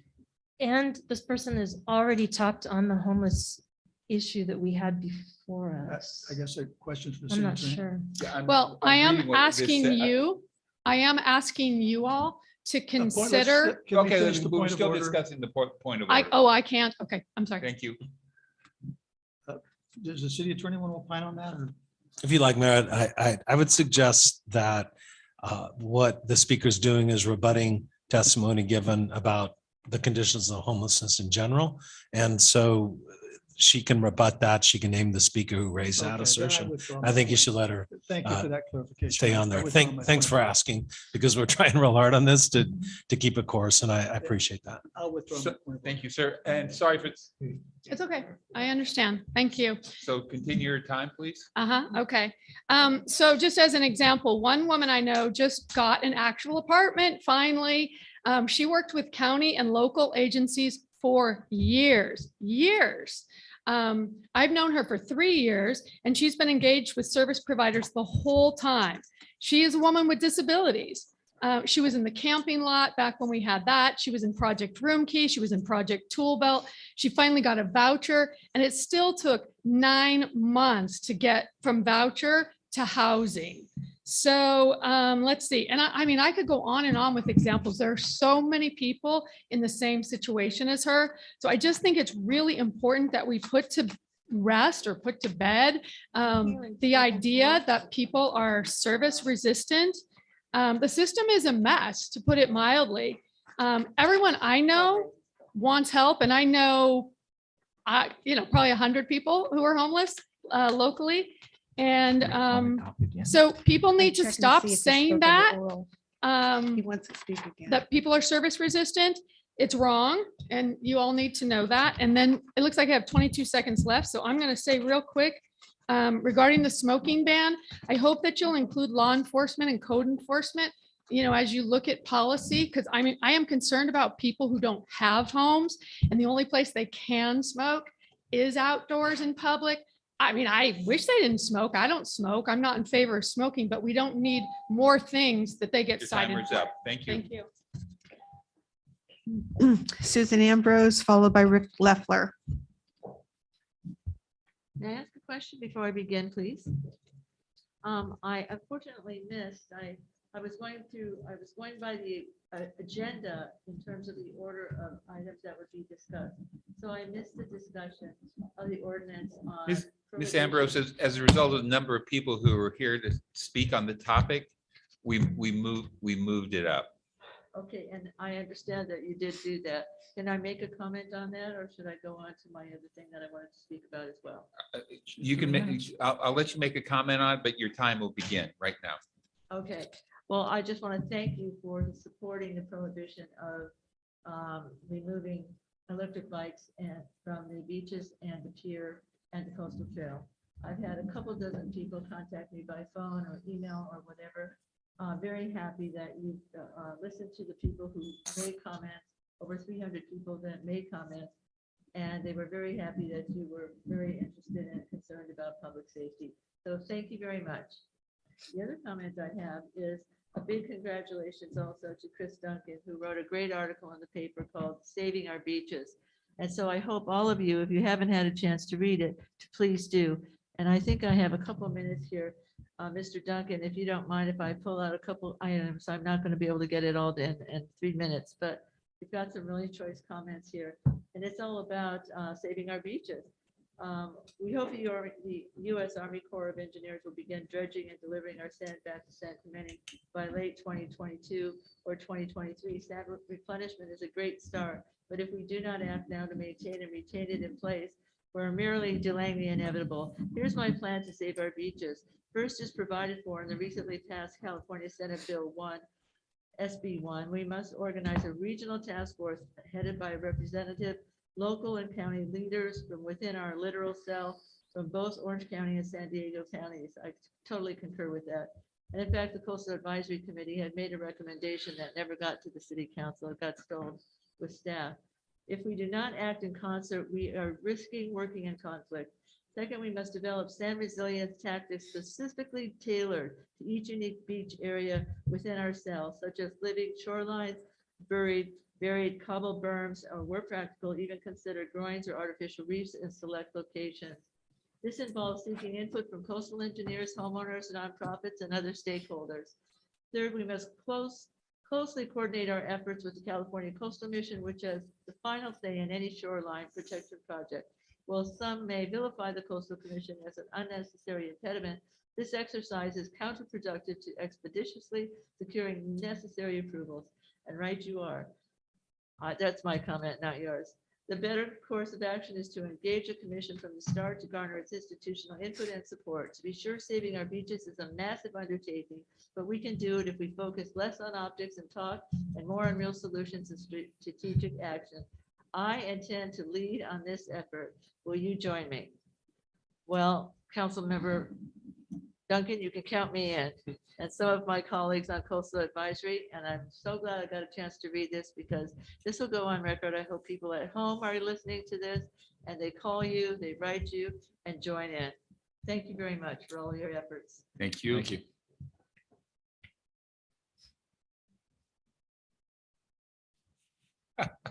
No. Well. Thank you, Steve, for, I know what your sentiment was and I agree with it, except I'm a big boy. I can take it, although, well, I don't know. I guess she hit and ran. She's gone. I will tell you. Oh, no, that's okay.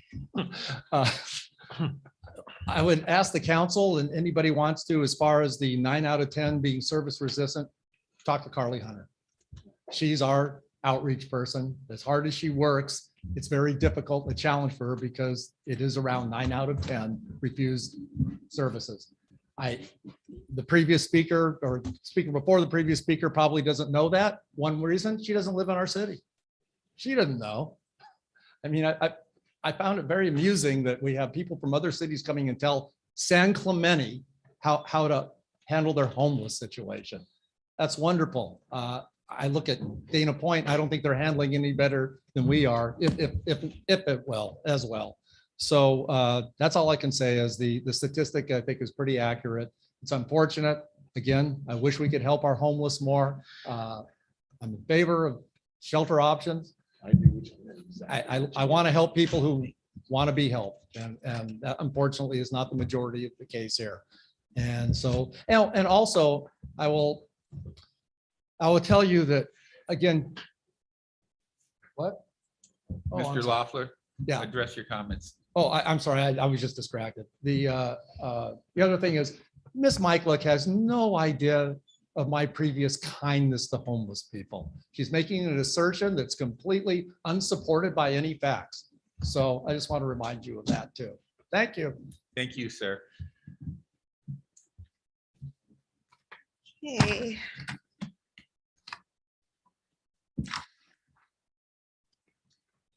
City manager. Thank you, Madam Clerk. Mayor, members of the city council, just wanted to report out two city manager contracts. Mitra Automation for on-call electrical and control system engineering for our SCADA system for $49,500, and Teresa Dobbs for consulting services for the city's ARP social services grant program for $16,000.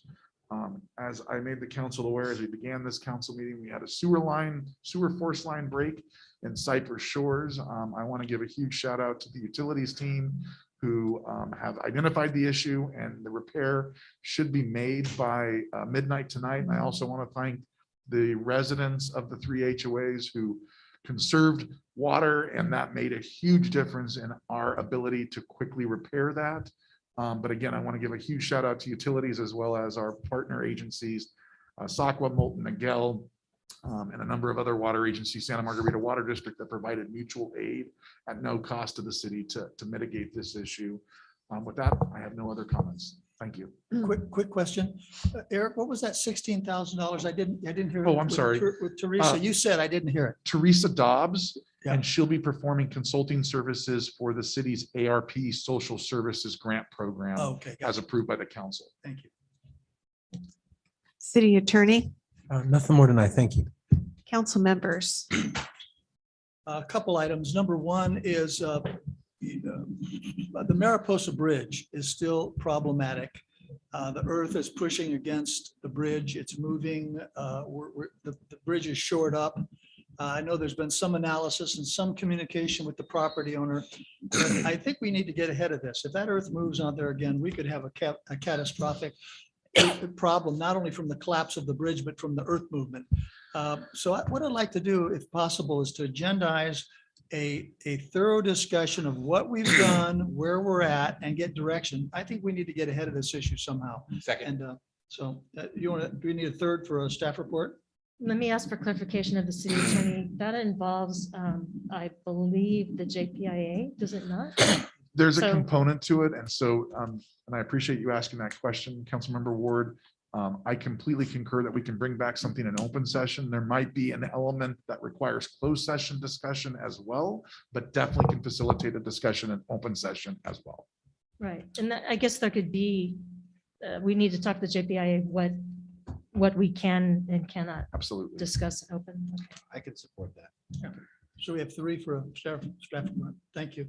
The next item I want to discuss is, it came up earlier this evening, legislation regarding the inability, we get redlined because of our canyons on insurance.